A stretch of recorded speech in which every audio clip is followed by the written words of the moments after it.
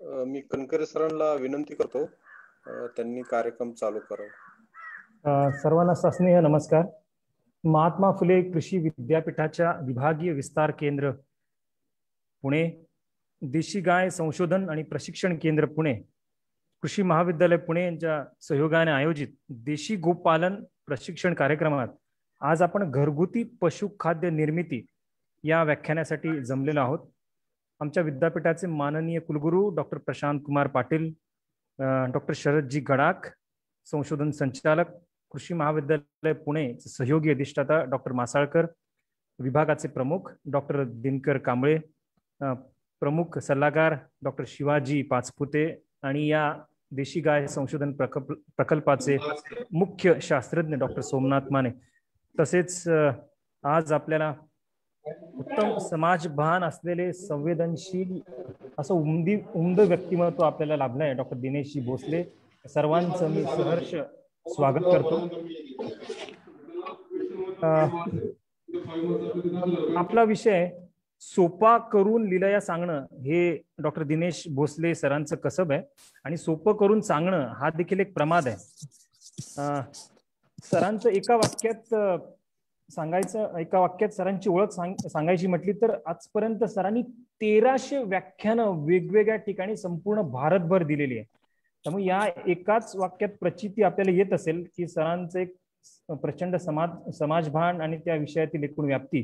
मी देखील काही वेळेला सकाळच्या इंटरनॅशनल लर्निंग सेंटरमध्ये सरांची काही व्याख्यानं ऐकलेली आहेत। सरांनी BVSC ही ॲनिमल हजबंड्रीमध्ये मुंबई येथून केलेली आहे आणि MVSC आणि PhD ही पशुवैद्यक ॲनिमल न्यूट्रिशनमध्ये त्यांनी भारतीय पशुवैद्यकीय संशोधन संस्था इज्जतनगर जी उत्तर प्रदेशमध्ये आहे, खूप मोठी संस्था आहे, त्यात त्यांनी MVSC आणि PhD केलेली आहे। सर सदस्य म्हणून एक विस्तार परिषदेवर राजस्थान युनिव्हर्सिटी ऑफ वेटरनरी आणि ॲनिमल सायन्स येथे देखील ते मानद सदस्य होते। ते सदस्य माप्सू चे विस्तार आणि संशोधन परिषदेवर ते सदस्य म्हणून होते। तसेच भारतीय कृषी अनुसंधान परिषदेच्या national institute of animal nutrition physiology येथे त्या व्यवस्थापन मंडळावर सदस्य होते। तसेच CLFMA या संस्थेचे चेअरमन सरांनी 2012 ते 2014 साली भूषवलेले आहे। तसेच ते याच संस्थेचे सेक्रेटरी म्हणून देखील काही वर्ष सरांनी कामकाज पाहिलेलं आहे। सरांनी पोल्ट्री फेडरेशन ऑफ इंडिया यावर देखील सर व्हाईस प्रेसिडेंट म्हणून सरांनी काम पाहिलेलं आहे पश्चिम भारताचं। आणि तसंच ते वेट इन प्रायव्हेट वेलफेअर असोसिएशन पुणे येथे देखील ते सदस्य म्हणून कार्यरत आहेत। सरांनी व्यंकटेश्वरा हॅचरीज मध्ये काही वर्ष काम पाहिलेलं आहे। तसंच तांत्रिक संचालक पोल्ट्री, ॲक्वाकल्चर आणि लाईव्हस्टॉक आशिया सबखंडातील एक अमेरिकन सोयाबीन असोसिएशनच्या कार्यालयात त्यांनी नवी दिल्ली येथे 8 वर्ष काम पाहिलेलं आहे। त्यांनी ऑलटेक बायोटेक्नॉलॉजी येथे देखील कामकाज पाहिलेलं आहे रिजनल टेक्निकल मॅनेजर म्हणून। आणि सर्वात महत्त्वाचा जो मला अत्यंत भावलेला भाग म्हणजे सामाजिक संस्थांना, अनेक संस्थांना, सामाजिक संस्थांना त्यांनी मदत आणि सल्लागार म्हणून काम पाहिलेलं आहे। त्यात Indian dairy farmers association, Paani foundation, Swades foundation, people empowering movement, Bhagirath Gram Vikas Pratishthan आणि अशा अनेक वेगवेगळ्या संस्था ज्या पशुसंवर्धनामार्फत जीवनमान उंचवण्यासाठी, व्यावसायिकता ग्रामीण युवकात आणण्यासाठी पशुसंवर्धन हा एक उत्तम स्तोत्र आहे। त्यांनी अनेक ठिकाणी अशा संस्थांमध्ये काम करून पटवून दिलेलं आहे। सर खूप खूप मनपूर्वक स्वागत। आज आपण आम्हाला आपल्या अनुभव कथन आपण करणार आहात आणि आपल्या ज्ञानाने आमच्या सगळ्यांच्या वाटा समृद्ध आणि प्रकाशमय करणार आहात। मी आपलं सहर्ष स्वागत करतो देशी गाय संशोधन प्रशिक्षण केंद्रातर्फे आणि मी पुढची सूत्र माननीय डॉक्टर सोमनाथ माने यांना सोपवतो। सर कृपया।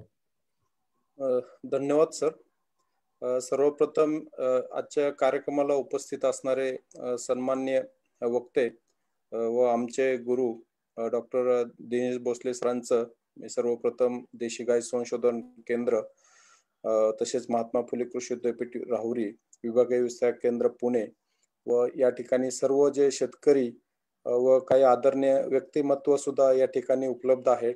डॉक्टर BG होल सर सुद्धा या ठिकाणी जॉईन झालेले आहेत. आमचे विद्यापीठातील वाळकुंडे सर, KVK मोहोळचे सुद्धा जॉईन झालेले आहेत. सर्वांचं मी या ठिकाणी स्वागत करतो. मी जास्त वेळ घेणार नाही, परंतु सरांच्या विषयी मला 1 मिनिट बोलायला नक्कीच आवडेल.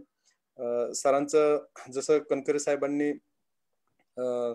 ओळख करून दिलेली आहे, आपल्या महाराष्ट्रामध्ये पंजाबच्या धर्तीवरती IDFA ही जी असोसिएशन त्यांनी महाराष्ट्रात चालू केलेली आहे आणि हिरकणी हा प्रोजेक्ट हा महाराष्ट्रामध्ये त्यांनी एक स्वप्न सर्व शेतकऱ्यांना, पशुपालकांना दाखवलेला आहे. त्याचबरोबर वाडी हा एक प्रकल्प त्यांचा नवीन काही दिवसात येतोय आणि त्यातून जास्तीत जास्त शेतकऱ्यांना कसं मार्गदर्शन करता येईल ही त्यांची तळमळ आपल्याला या ठिकाणी पाहून येते. नक्कीच सर, आम्ही गेले 7-8 वर्ष देशी गाय वरती काम करत आहोत. सहवाल क्लब ऑफ महाराष्ट्र असेल, गोअर्थ संस्था असेल किंवा अनेक असे घटक आमच्याशी आता सध्या जोडलेले आहेत. आणि गेल्याच वर्षी म्हणजे एक 4 महिन्यापूर्वीच महाराष्ट्र शासनाने देशी गाय संशोधन व प्रशिक्षण केंद्र ऍग्रिकल्चर कॉलेज पुणे येथे चालू केलेलं आहे आणि त्या माध्यमातून जास्तीत जास्त गायींचा आहार असेल किंवा त्यांचं रिप्रोडक्शन असेल याची सुधारणा करून गायींमध्ये सुधारणा असेल, ब्रीडमध्ये असेल किंवा त्यांच्या दूध उत्पादनामध्ये सुधारणा असेल याचा प्रयत्न आम्ही आपल्या सर्व तज्ञांच्या माध्यमातून आम्ही शेतकऱ्यांना माहिती देऊन करण्याचा प्रयत्न आहे. हा आमचा छोटासा प्रयत्न आहे सर. तुमचं जर कार्य पाहिलं तर नक्कीच हे प्रेरणादायी आमच्यासाठी पण आहे आणि शेतकऱ्यांसाठी सुद्धा आहे. नक्कीच शेतकऱ्यांमध्ये जाऊन काम करणारा माणूस म्हणजे आदरणीय भोसले सर असं त्यांचं व्यक्तिमत्व आहे. मी जास्त वेळ न घेता पुन्हा एकदा मी विद्यापीठाच्या तर्फे त्यांचं मी या ठिकाणी स्वागत करतो आणि त्यांना विनंती करतो की आम्हा सर्वांना त्यांनी मार्गदर्शन करावं.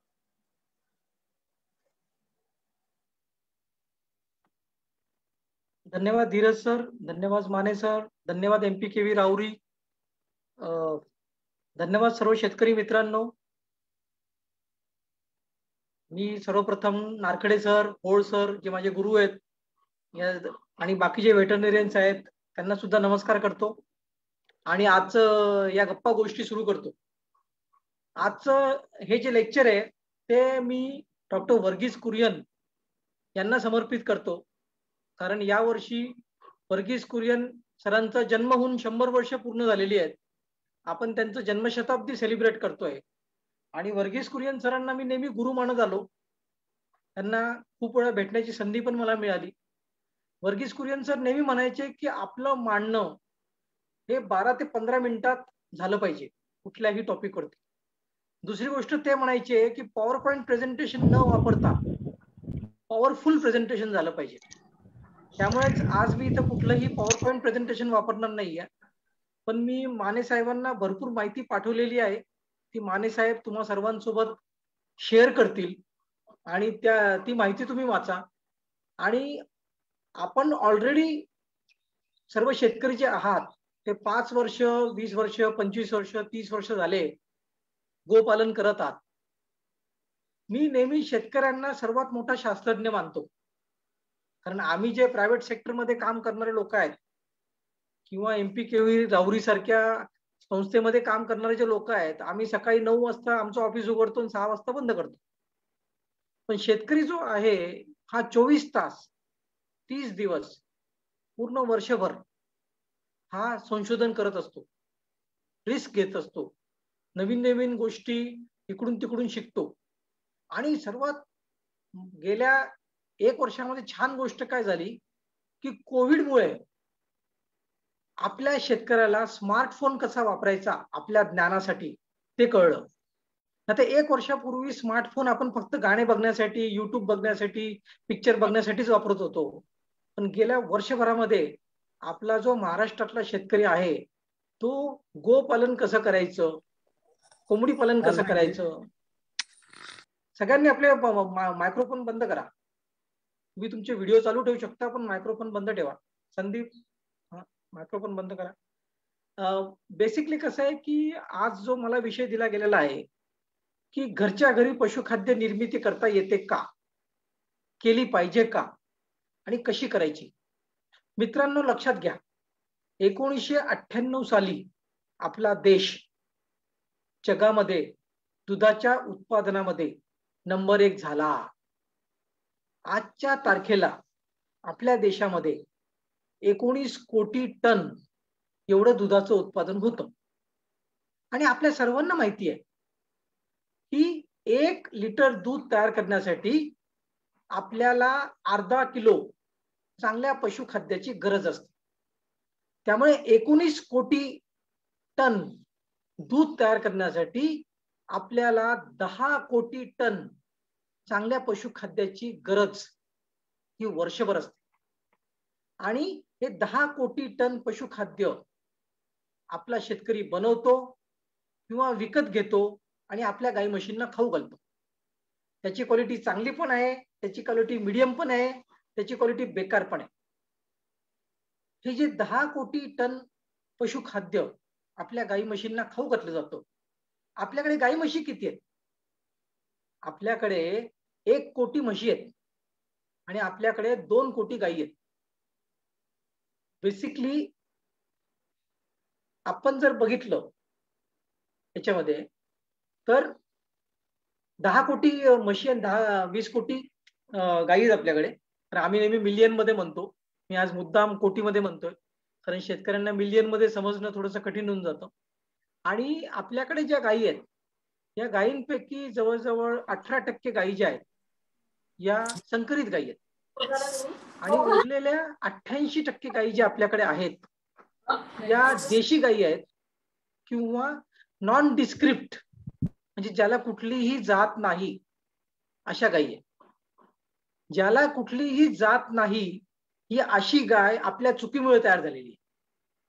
कारण आपण जेव्हा क्रॉस ब्रीडिंग प्रोग्राम राबवलाय त्यावेळी कुठल्या गायीचं सिमेंट कोणाला वापरायचं त्याबद्दल आपल्याला ज्ञान कमी असल्यामुळे आपण खूप वेळा नॉन डिस्क्रिप्ट गायी आणि म्हशी आपल्या इथं तयार केलेल्या आहेत. मित्रांनो, कर्नालमध्ये एक संस्था आहे national bureau of animal genetics and resources. त्या संस्थेने सांगितलेलं आहे की भारतामध्ये 42 गायींच्या आणि म्हशींच्या जाती आहेत. आणि आपल्या सर्वांना माहिती आहे की गिर गाय ही गुजरातची आहे, सहीवाल ही हरियाणाची गाय आहे, सहीवाल गाय ही पाकिस्तानमध्ये सुद्धा सापडते आणि आपल्या महाराष्ट्रामध्ये 6 देशी गायींच्या जाती सापडतात. आपल्या इथं देवणी आहे, गवळण आहे, कृष्णा आहे, निमारी आहे, लाल कंदारी आहे आणि खिल्लार आहे. पण मित्रांनो, आपल्या महाराष्ट्राचं जर क्लायमेट बघितलं, आपल्या महाराष्ट्रामध्ये 7 ॲग्रो क्लायमॅटिक झोन आहेत. 7 प्रकारचं वेगवेगळं क्लायमेट आपल्या महाराष्ट्रामध्ये आहे. त्यामुळे महाराष्ट्राच्या ज्या देशी गायी आहेत, देशी जातीच्या मी आता तुम्हाला सांगितल्या 6, या दुधामध्ये फार कमी आहेत. त्यांच्यापासून जे आपल्याला बैल मिळायचे त्या बैलांचा उपयोग आपण बैलगाडीसाठी वापरायचो किंवा शेतीमधल्या कामांसाठी आपण या बैलांचा वापर करायचो. त्या गायींची पोळी जी आहे ती विकसित झालेली होती. त्यांच्या शरीरावरचे जे केस होते ते खुरटे होते. त्यामुळे त्यांना उष्णता सहन करण्याची क्षमता होती. त्यांची दुधाची कास जी आहे ती मध्यम आकाराची आहे.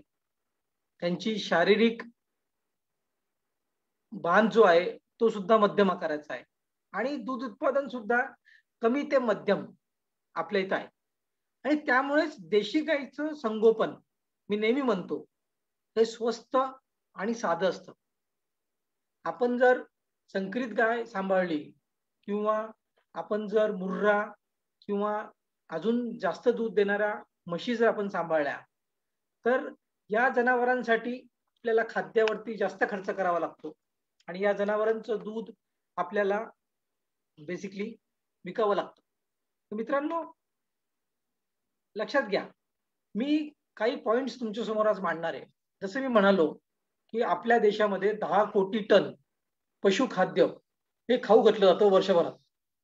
या 10 कोटी पशुखाद्यापैकी 1 कोटी 20 लाख टन खाद्य जे आहे ते कंपन्या बनवतात. मग गोदरेज कंपनी असो महाराष्ट्रात, हिंदुस्तान फीड असेल, गोकुळ, अमूल, वारणा यासारख्या कॉपरेटिव्ह आहेत, राजहंस आहे, आणि त्यानंतर भरपूर लहान लहान कंपन्या सुद्धा आहेत ज्या फीड बनवून आपल्या महाराष्ट्रामध्ये विकतात. आता पंजाबच्या काही कंपन्या आहेत ज्या सुद्धा महाराष्ट्रात फीड आणून विकतात. ते तिथं बनवतात पंजाब आणि उत्तर प्रदेशमध्ये, आणि त्या महाराष्ट्रात आणून विकतात. तर जवळजवळ 1,20,00,000 टन पशुखाद्य हे कंपाऊंड फीड आहे. म्हणजे मी स्वतः 2012 ते 2014 या संस्थेचा अध्यक्ष होतो. ही 50 वर्ष जुनी संघटना आहे. 1967 साली सुरू झाली होती. मी या संघटनेचा 4 वर्ष सेक्रेटरी पण होतो. आणि मित्रांनो, उरलेलं जे आहे 10 कोटी मधून 1,20,00,000 जर आपण काढलं तर उरलेलं 8,80,00,000 पशुखाद्य जे आहे ते शेतकरी स्वतः बनवतो आणि आपल्या गाई म्हशींना खाऊ घालतो. तर सर्वप्रथम आपण हे समजलं पाहिजे की ज्या कंपन्या पशुखाद्य बनवतात त्याचे काही ऍडव्हान्टेजेस आहेत आणि त्याचे काही डिसएडव्हान्टेजेस आहेत. सर्वप्रथम आपण बघूया की त्याचे ऍडव्हान्टेजेस काय. पहिली गोष्ट म्हणजे काय की ज्या कंपन्या पशुखाद्य बनवतात त्यांनी 1 टन पर आवर पासून 50 टन पर आवर किंवा 100 टन पर आवर म्हणजे एका तासामध्ये ते 1 ते 100 टन पशुखाद्य मशिनीच्या मदतीने बनवतात. त्यांच्याकडे मशीन असते. पहिली मशीन त्यांच्याकडे ग्राइंडर नावाची असते, मग दुसरी मिक्सर नावाची असते, मग तिसरी पेलेटिंग मशीन असते, आणि छोट्या मोठ्या त्याच्यामध्ये भरपूर मशीन्स असतात. त्यामुळे हे लोक जेव्हा टनामध्ये फीड बनवतात तेव्हा पशुखाद्य बनवणाऱ्या कंपन्या टनामध्ये रॉ मटेरियल विकत घेतात. त्यांच्याकडे क्वालिटी कंट्रोल लॅबोरेटरी असते, त्यांच्याकडे ॲनिमल न्यूट्रिशनिस्ट हे नोकरीवरती ठेवलेले असतात की जे कॉम्प्युटरच्या मदतीने फीड फॉर्म्युलेशन बनवतात. त्यांच्याकडे सगळा डाटा असतो की महाराष्ट्रामध्ये कुठले कुठले रॉ मटेरियल अवेलेबल आहेत पशुखाद्य बनवण्याकरता, बाहेरच्या राज्यातून आपण कुठले रॉ मटेरियल पशुखाद्य बनवण्याकरता विकत घेऊ शकतो, याच्या वेगवेगळ्या किमती काय आहेत रॉ मटेरियलच्या. कारण उन्हाळ्यामध्ये वेगळे रॉ मटेरियल मिळतात, बाकी महिन्यामध्ये वेगळे रॉ मटेरियल मिळतात, पावसाळ्यामध्ये वेगळे मिळतात, हिवाळ्यामध्ये वेगळे मिळतात. त्यामुळे या रॉ मटेरियल्सचे चेंजेस होत असतात. माझी तुम्हा सर्वांना विनंती आहे की नॅशनल डेअरी डेव्हलपमेंट बोर्डचं वेबसाईट बघा आणि त्याच्यामध्ये टेक्निकल नॉलेज नावाचा जो एक पार्ट आहे dairyknowledge.in म्हणून, तिथून तुम्ही एक पुस्तक डाउनलोड करा. तिथं मराठीमध्ये सुद्धा पुस्तकं अवेलेबल आहेत, तिथे हिंदी भाषेमध्ये सुद्धा पुस्तकं अवेलेबल आहेत आणि इंग्लिशमध्ये सुद्धा अवेलेबल आहेत. तर तिथे एक रॉ मटेरियल कंपोजिशनचं पुस्तक आहे. म्हणजे आपण जे कॅटल फीडमध्ये भारतामध्ये वेगवेगळे रॉ मटेरियल वापरतो त्याची पूर्ण माहिती असलेलं एक छोटंसं पुस्तक आहे. मी सोमनाथला ते पुस्तक PDF कॉपी व्हॉट्सअप पण केलेली आहे. ज्या लोकांचा डाटाबेस डॉक्टर सोमनाथकडे असेल त्या लोकांना डॉक्टर सोमनाथ पाठवतील, पण तुम्ही डायरेक्ट नॅशनल डेअरी डेव्हलपमेंट बोर्डच्या वेबसाईटवरती जाऊन तिथून dairyknowledge.in वरती जाऊन ते पुस्तक डाउनलोड करू शकता. म्हणजे तुम्हाला कळेल की कुठले कुठले रॉ मटेरियल भारतामध्ये वापरले जातात. आता कसं असतं की कॅटल फीड बनवण्याकरता जे काही रॉ मटेरियल आपण वापरतो त्याच्यामध्ये 2 टाईपचे रॉ मटेरियल आपण मानतो. एक असतात ते कन्व्हेन्शनल, म्हणजे जे भरपूर प्रमाणात मिळतात, पूर्ण वर्षभर मिळतात, आणि दुसरं असतं अनकन्व्हेन्शनल. अनकन्व्हेन्शनल म्हणजे जे कमी वापरले जातात, ते काही भागांमध्येच मिळतात, काही महिन्यांपुरताच मिळतात, आणि त्याच्याबद्दल आपल्या शास्त्रज्ञांनी संशोधन केलेलं आहे की असे जे अनकन्व्हेन्शनल रॉ मटेरियल आहेत हे 2% ते 10% आपण आपल्या कॅटल फीडमध्ये वापरू शकतो. आणि जसे मी म्हणालो की पशुखाद्य बनवणाऱ्या कंपन्या ज्या आहेत हे काय करतात, त्यांच्याकडे एक लिस्ट बनवलेली असते.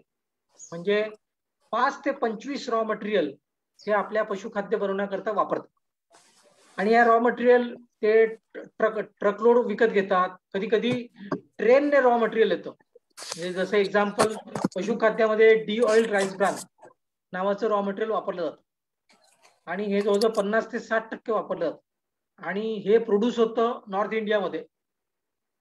आणि मग ते रॉ मटेरियल जे आहे ते वेस्ट इंडिया, साऊथ इंडिया इथं ते ट्रेनने ट्रान्सपोर्ट केलं जातं.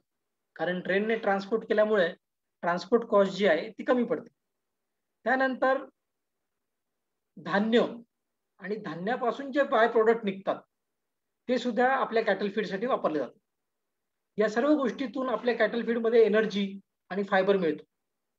आणि आपल्या भारतामध्ये मेजर ऑइल सीड प्रोडक्शन जे होतं, म्हणजे सोयाबीन असेल, मस्टर्ड असेल म्हणजे मोहरी, ग्राउंडनट असेल जे शेंगदाणा, कॉटन सीड आहे, ह्या सगळ्या मेजर ऑइल सीड झाल्या. तर याच्यातून तेल काढल्यानंतर जो केक तयार होतो किंवा आपण मराठीत त्याला पेंड म्हणतो, आणि या पेंड तयार करण्यासाठी काही ठिकाणी एक्सपेलर नावाची मशीन वापरली जाते आणि काही ठिकाणी सॉल्व्हंट एक्स्ट्रॅक्शन नावाची मोठी मशीन वापरली जाते. आणि सॉल्व्हंट एक्स्ट्रॅक्टेड जो केक असतात त्याच्यामध्ये तेलाचं प्रमाण जे असतं ते 2% कमी असतं. आणि एक्सपेलर नावाच्या मशीन मधून जी पेंट तयार केली जाते त्याच्यामध्ये तेलाचं प्रमाण जास्त असतं, कधी 5% असतं, कधी 10% पण असतं. तर त्यामुळे जनरली आपण जे कॉटन सीड केक वापरतो हा एक्सपेलर वापरतो, पण solvent extracted cotton seed cake सुद्धा मार्केटमध्ये अवेलेबल आहे. त्यामुळे मित्रांनो, हे सगळं आपलं प्रोटीनचं सोर्स झालं. आणि कुठलाही animal origin raw material cattle feed मध्ये वापरण्यास बंदी आहे. त्यामुळे डायकॅल्शियम फॉस्फेट सुद्धा आपण जे कॅटल फीड मध्ये वापरतो हे रॉक बेस असलं पाहिजे, म्हणजे दगडापासून तयार केलेलं असलं पाहिजे. आणि पोल्ट्री फीड जे भारतामध्ये बनतं त्याच्यामध्ये जे DCP वापरलं जातं ते हाडांच्या चुरापासून येतं, जे ॲनिमल ओरिजिन पासून येतं. फिश मिल, होल फिश, या बाकी गोष्टी सुद्धा ॲनिमल ओरिजिनच्या ज्या आहेत त्या आपण पोल्ट्री फीड मध्ये वापरतो. पण कॅटल फीड मध्ये कुठल्याही प्रकारचं ॲनिमल ओरिजिन रॉ मटेरियल वापरायचं नाही, हे कायद्याने बंदी आहे. आणि आपल्या भारत देशामध्ये ब्युरो ऑफ इंडियन स्टँडर्ड आहे दिल्लीमध्ये. त्याचं पूर्वीचं नाव होतं ISI, आता त्याचं नाव आहे BIS. तर BIS ने टाईप 1, टाईप 2, टाईप 3 असे पशुखाद्याचे स्टँडर्ड तयार केलेले आहेत. आणि पशुखाद्य विकणाऱ्या कंपन्यांना हे स्टँडर्ड जुलैपासून कंपल्सरी होणार आहे. आतापर्यंत ते कंपल्सरी नव्हते, पण 2 वर्षापूर्वी FSSAI नावाची जी food safety authority of India जी आहे त्यांनी कंपल्सरी केलं की दुधामध्ये अँटीबायोटिक रेसिड्यू नको, दुधामध्ये अफ्लाटॉक्सिन रेसिड्यू नको. मग त्यांनी अभ्यास केला की येतो कुठून अफ्लाटॉक्सिन, तर हे चाऱ्यातून येऊ शकतं, कॅटल फीड मधून येऊ शकतं. त्यामुळे चाऱ्याची क्वालिटी तर सरकार कंट्रोल करू शकत नाही, पण सरकार कॅटल फीडची क्वालिटी कंट्रोल करू शकतं, कारण कंपन्या बनवतात. त्यामुळे सरकारने मागच्या जुलैमध्येच हे स्टँडर्ड लागू होणार होते, पण करोना आल्यामुळे आता 1 वर्ष हे पोस्टपोन झालेलं आहे. त्यामुळे महाराष्ट्रात म्हणा किंवा देशामध्ये म्हणा ज्या कंपन्या पशुखाद्य विकतात त्यांना आता जुलै महिन्यापासून BISचं स्टँडर्ड वापरणं हे कंपल्सरी होणार.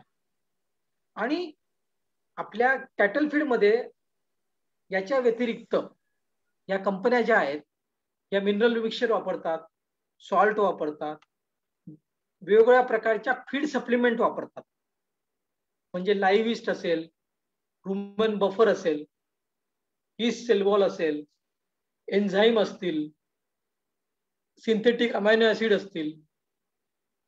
त्यामुळे माझ्याकडे एक छोटंसं आर्टिकल लिहिलं होतं मी की कुठल्या कुठल्या फीड सप्लिमेंट आपण डेअरी ॲनिमलसाठी वापरू शकतो. ते आर्टिकल सुद्धा मी डॉक्टर सोमनाथ मानेंना पाठवतो, ते तुमच्यासोबत शेअर करते. तर मित्रांनो लक्षात घ्या, बायपास फॅट वापरलं जातं, बायपास प्रोटीन वापरलं जातं. तर या सगळ्या गोष्टी एकत्र करून भारतामध्ये 1,20,00,000 टन पशुखाद्य हे कंपन्या बनवतात. आणि या 1,20,00,000 टन पशुखाद्यापैकी जवळजवळ अर्ध म्हणजे 60,00,000 टन पशुखाद्य हे मिल्क कॉपरेटिव्ह बनवतात. Amul dairy, Gokul, Warna, Karnataka milk federation, म्हणजे प्रत्येक राज्यामध्ये ज्या कॉपरेटिव्ह आहेत दुधाच्या हे लोक बनवतात. आणि 60 लाख टन पशुखाद्य जे आहे ते प्रायव्हेट कंपन्या बनवतात. आणि प्रायव्हेट कंपन्या ज्या विकतात त्याच्यापैकी मी असं म्हणतो की अर्ध पशुखाद्य म्हणजे 30 लाख टन पशुखाद्य हे चांगल्या क्वालिटीचं विकलं जातं आणि 30 लाख टन पशुखाद्य हे बेकार क्वालिटीचं विकलं जातं. त्यामुळे तुम्ही कुठल्या कंपनीचं पशुखाद्य विकत घेताय ते खूप महत्वाचं आहे. आणि भारतामध्ये या ज्या पशुखाद्य बनवणाऱ्या कंपन्या आहेत यांचं पशुखाद्य जास्त दूध देणाऱ्या जनावरांसाठी वापर केला जातो. म्हणजे आपल्याकडे ज्या संकरित गायी आहेत, आपल्याकडे ज्या जास्त दूध देणाऱ्या गायी म्हशी आहेत त्यांच्यासाठी हे पशुखाद्य वापरलं जातं. आता मला शेतकरी नेहमी विचारतात की सर मी देशी गाय पाळतो, माझ्याकडे एकच गाय आहे, माझ्याकडे 2च गाय आहेत, माझ्याकडे 5 गायी आहेत, माझ्याकडे 25 गायी आहेत, माझ्याकडे 50 गायी आहेत, मी स्वतःचं पशुखाद्य बनवू शकतो का? तर मित्रांनो, तुमच्या पुढे 2 चॉईस आहेत. पहिली गोष्ट म्हणजे कशी की तुम्ही रेप्युटेड चांगल्या कंपनीचं पशुखाद्य विकत घेऊन आपल्या गाई म्हशींना खाऊ घालू शकता, किंवा तुम्ही तुमच्याकडे काय काय रॉ मटेरियल अवेलेबल आहे आणि मार्केटमधून तुम्हाला काय विकत घेता येईल याचा अभ्यास करून तुम्ही पशुखाद्य बनवू शकता.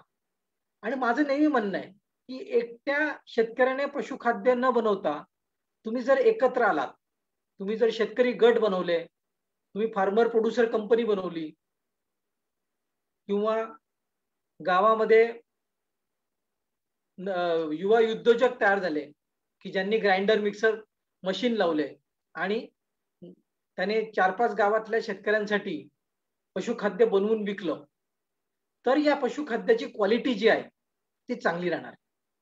कारण पशुखाद्याचा फॉर्म्युला खूप सोपा आहे. म्हणजे आज मी काही तुम्हाला उदाहरणं सांगणार आहे की पशुखाद्य बनवताना तुम्ही कसं बनवू शकता म्हणून, पण नुसतंच उदाहरणं सांगून फायदा नाहीये. कारण पशुखाद्याचा फॉर्म्युला कितीही चांगला असला तरी आपण जे रॉ मटेरियल वापरणार आहे त्या पशुखाद्यासाठी त्याची क्वालिटी कशी आहे त्याच्यावरती तुमच्या पशुखाद्याची क्वालिटी दिसणार आहे. आणि तुमची गाय दुधातून सांगणार आहे की तुम्ही जे खाऊ घातलं होतं ते व्यवस्थित होतं की नव्हतं. त्यामुळे मित्रांनो लक्षात घ्या, एक डॉक्टर कुलदीप देशपांडे म्हणून अकोल्यामध्ये आहेत, त्यांनी एका पुस्तकामध्ये देशी गायींना काय काय खाऊ घातलं पाहिजे याच्याबद्दल एक मराठी लेख लिहिला होता. त्याची copy me doctor Somnath Mane यांना दिलेली आहे आणि ते माझं लेक्चर झाल्यानंतर तुम्हाला ती कॉपी पाठवतील. बेसिकली एक गोष्ट लक्षात घ्या मित्रांनो, आपल्या देशी गायीची उत्पादकता जरी कमी असली तर तरी आपण तिला उपाशी नाही ठेवलं पाहिजे. आपण आपल्या देशी गायींना हिरवा चारा दिला पाहिजे, आपल्या देशी गायींना सुका चारा दिला पाहिजे आणि आपल्या देशी गायींना आपण पशुखाद्य दिलं पाहिजे. हिरवा चारा किती दिला पाहिजे तर 15 ते 25 किलो हिरवा चारा आपण आपल्या देशी गायींना दिला पाहिजे. लक्षात घ्या मित्रांनो, जर तुमच्याकडे जमीन असेल, तुमच्याकडे समजा पाण्याची सोय असेल तर तुम्ही हिरवा चारा उगवा, त्याचं मुरघास बनवा, म्हणजे वर्षभर नाहीतर कमीत कमी 5 ते 6 महिने तुमच्याकडे तुमच्या गायींना खाऊ घालण्यासाठी मुरघास जर असेल तर तुमचा खूप वेळ वाचणार आहे. तुम्ही बाकी गोष्टींवरती तुमचा वेळ घालवू शकता. त्यामुळे मित्रांनो लक्षात घ्या, मुरघास बनवा, चांगल्या क्वालिटीचा हिरवा चारा उगवा, हे खूप आवश्यक आहे. सुका चारा आपल्या सगळ्यांनाच माहिती आहे, आपण स्ट्रॉ खाऊ घालतो, कडबा कुट्टी खाऊ घालतो आणि त्याच्यामध्ये न्यूट्रिशन फार कमी असतं, त्याच्यामध्ये पाणी सुद्धा कमी असतं. त्यामुळे त्याच्यामधून आपल्या गायीचं फक्त पोट भरणार आहे, पण त्याच्यामधून आपल्या गायीला न्यूट्रिशन मिळणार नाही. आणि तुमची देशी गाय कुठली असो, गीर असो, सैवाल असो, किंवा ज्या महाराष्ट्रातल्या जाती मी म्हणालो, किंवा जात नसलेली तुमची देशी गाय जर असेल तर तिला शरीर भारासाठी म्हणजे शरीराच्या मेंटेनन्ससाठी ती दूध देव की ना देव तिला 1 किलो पशुखाद्य हे आपण खाऊ घातलंच पाहिजे. आणि त्याच्या व्यतिरिक्त ती जेवढं दूध देते तेवढं पशुखाद्य आपण तिला खाऊ घातलं पाहिजे. म्हणजे समजा तुमची देशी गाय 5 लिटर दूध देत असेल तर आपण तिला 1 अधिक 2.5 म्हणजे 3.5 किलो पशुखाद्य हे खाऊ घातलं पाहिजे. आणि जनरली आपल्या इथं ज्या शेतकऱ्यांनी महाराष्ट्रामध्ये गीर आणलेल्या आहेत, ज्या शेतकऱ्यांनी सहवाल आणलेल्या आहेत, त्या गायी 5 ते 15 लिटर पर्यंत दूध देऊ शकतात. तर त्यामुळे आपण त्या हिशोबाने आपण त्या गायींना खाऊ घातलं पाहिजे. जसं क्रिकेटमध्ये सेंचुरी महत्वाची असते, तसं गायीच्या वेतामध्ये 100 दिवस खूप महत्वाचे असतात. गाय व्यायच्या अगोदरचे 30 दिवस आणि गाय व्याल्यानंतरचे 70 दिवस. कारण गाय व्याल्यानंतर दूध द्यायला सुरुवात करते. 40 ते 45 दिवसाला गाय सर्वात जास्त दूध देते. मग ते दूध काही दिवस कॉन्स्टंट राहतं आणि मग ते दूध कमी होतं. आपल्या सर्वांना माहिती आहे की आपल्याकडे जर संकरित गाय असेल, मग एचएफ असेल, जर्सी असेल, ती जवळजवळ 305 दिवस दूध देते. आणि आपल्याकडे ज्या देशी गायी आहेत ह्या काही आपल्याला 305 दिवस दूध देत नाही. या 100 दिवस ते 150 दिवस हे आपल्याला दूध देतात. तर त्यामुळे आणि देशी गाय असो की संकरित गाय असो, उन्हाळ्याचा त्रास हा सगळ्यांना होतो. आणि आपल्या महाराष्ट्रामध्ये 2 ते 4 महिनेच उन्हाळा नसतो. लक्षात घ्या मी काय म्हणतोय. आपल्या महाराष्ट्रात जवळजवळ 8 महिने ऊन असतं. त्यामुळे फार गरज आहे की मुक्त संचार गोठा पाहिजे, गाईला शेड पाहिजे जिथे तिला जाऊन सावलीमध्ये बसता आलं पाहिजे. आणि गाईच्या दुधामध्ये 85% पाणी असतं. आपण जे वरतून टाकतो ते वेगळं, पण देवाने गाईच्या दुधामध्ये 85% पाणी टाकलेलं आहे. त्यामुळे गाईच्या पिण्याच्या पाण्याचे व्यवस्थापन हे खूप महत्वाचं आहे. एक वेळ तुम्ही पशुखाद्य 1 किलो कमी खाऊ घातलं तर चालणार आहे, पण आपल्या गाईला पाणी 24 तास उपलब्ध असणे फार आवश्यक आहे. आणि ते पाणी कुठल्या क्वालिटीचं पाहिजे की आपल्याला पिता आलं पाहिजे, अशा क्वालिटीचं पाणी आपण आपल्या गाईला, आता उन्हाळा चालू आहे त्यामुळे देणं फार आवश्यक आहे. मुक्त संचार गोठा देशी गायींना खूप चांगला आहे. कारण देशी गायी म्हणजे मी जेव्हा लहान होतो त्यावेळी मी बघायचो की गायी चरायला जायच्या. म्हणजे प्रत्येक खेडेगावामध्ये मी माझ्या आजोबांच्या गावी जायचो धुळ्याला, तर एक माणूस यायचा आणि तो 7-8 घरांच्या गायी गोळा करायचा आणि चरायला घेऊन जायचा. आणि संध्याकाळी पुन्हा तो गाय परत घेऊन यायचा. आणि मग माझी आजी त्या गायीचं दूध काढायची. ती गाय काय 1 लिटर दूध द्यायची, संध्याकाळी 1 लिटर, सकाळी 1 लिटर. आणि त्याच्याने आमचं आजीचं घरातलं काम चालायचं. कधीतरी पाहुणे रावळे आले जास्त तेव्हाच बाहेरचं दूध विकत आणावं लागायचं. अदरवाईज तेवढं त्या गायीपासून आजीला नेहमीच दूध मिळायचं. त्यामुळे उन्हाळ्यामध्ये आपल्या गायीला 24 तास पाणी मिळालं पाहिजे. पाण्याचं प्रमाण आपल्याला उन्हाळ्यामध्ये वाढवावं लागतं. त्यामुळे हे फार महत्वाचं आहे. आणि म्हशींना तुम्हाला सगळ्यांना माहितच आहे, म्हशींना पाण्यामध्ये डुंबायला आवडतं. त्यामुळे हे लक्षात घ्या, हिरवा चारा खूप महत्वाचा. मी आधी पण म्हणालो 15 ते 25 किलो हिरवा चारा जर असेल तर आपल्याला पशुखाद्य कमी खाऊ घालावं लागतं. आपल्या देशी गाईला जर आपण जितका जास्तीत जास्त हिरवा चारा देऊ शकू तर आपल्याला पशुखाद्य जे आहे ते कमी खाऊ घालावं लागणार. आणि काड कुटार जे आहे ते जवळजवळ 2 ते 4 किलो आपण आपल्या गाईला खाऊ घातलं पाहिजे. आणि मी जसं म्हणालो की पशुखाद्य जे खाऊ घालायचं आहे आपल्याला ते 1 किलो शरीराच्या मेंटेनन्ससाठी दिलं पाहिजे. आणि जेवढंच गाय दूध देते त्याच्या अर्ध हे दिलं पाहिजे. मित्रांनो, इथे मी दाखवू इच्छितो की कालवड संगोपन नावाचं एक पुस्तक मी आणि डॉक्टर सचिन राणे यांनी लिहिलेलं आहे. 60 रुपयाचं पुस्तक आहे आणि याच्यामध्ये खूप चांगली माहिती दिलेली आहे. त्याच्यामध्ये खूप फोटो पण आहेत. तर हे पुस्तक तुम्ही जरूर वाचा. कारण आपल्या देशी गाईचं जे वासरू आहे त्या वासराची निगा खूप महत्वाची आहे. पहिले 12 ते 24 तास त्या वासराला चीक देण्याची आवश्यकता आहे. त्यानंतर जवळजवळ 8 ते 10 आठवडे त्या वासराला दूध देण्याची आवश्यकता आहे. मार्केटमध्ये चांगल्या क्वालिटीचे कार्ब स्टार्टर अवेलेबल आहेत. हे कार्ब स्टार्टर आपण आपल्या वासरांना जरूर खाऊ घातले पाहिजेत, जेणेकरून त्याच्या कोठी पोटाची डेव्हलपमेंट होईल. आणि 6 महिन्यानंतर त्या वासराच्या पोटाची डेव्हलपमेंट झाल्यानंतर आपण त्याला चांगल्या क्वालिटीचं पशुखाद्य, मग ते घरी बनवलेलं असो की मार्केटमधून विकत घेतलेलं असो, ते आपण त्याला खाऊ घातलं पाहिजे. आणि आपली गीर असेल किंवा सैवल असेल तर 16 ते 18 महिन्यात आपण त्या कालवडीला प्रेग्नंट करता आलं पाहिजे, जेणेकरून 10 महिन्यानंतर आपल्या त्याच्यापासून पहिलं वासरू जे आहे ते मिळालं पाहिजे. आम्ही 2000 कॉपीज या पुस्तकाच्या छापल्या होत्या. ऑलरेडी 1800 कॉपी विकल्या गेलेल्या आहेत आणि अजून दुसरी आवृत्ती आता मी लवकरच छापणार आहोत. इथे अजून एक पुस्तक दाखवतो मी. हे अनिल बिकाणे सर, डॉक्टर गिरीश यादव आणि डॉक्टर विलास आहेर यांनी लिहिलेलं पुस्तक आहे. पशुरोग चिकित्सा असं हे पुस्तक आहे. 373 पानांचं पुस्तक आहे. 500 रुपयाला मिळतं. नॅशनल बुक ट्रस्ट म्हणून आहे मुंबईला, नॅशनल बुक डेपो त्यांच्याकडे अवेलेबल आहे. कारण रोगांबद्दल आपल्याला माहिती असणे फार आवश्यक आहे. रोगांची लक्षणं काय, कारण जर तुमचं जनावर निरोगी नसेल तर तुमच्या जनावरांपासून आपल्याला योग्य ते उत्पादन मिळणार नाहीये. त्यामुळे सरांचं पुस्तक खूप छान आहे. त्याच्यामध्ये सर्व रोगांची माहिती दिलेली आहे. रोगाची ट्रीटमेंट ही वेटरनरी डॉक्टरनेच केली पाहिजे, पण आपल्याला जनावरांना निरोगी ठेवण्याची जी गरज आहे, कला जी आहे, ती शेतकऱ्यांनी शिकणं फार आवश्यक आहे. तर मित्रांनो, ही जी गोष्ट आहे ती खूप आवश्यक आहे. आणि जसं मी म्हणालो की हिरवा चारा जो आहे, तुम्ही चांगल्या क्वालिटीचा मक्का उगवा, त्याचा मुरघास बनवा आणि आपल्या गाई म्हशींना खाऊ घाला.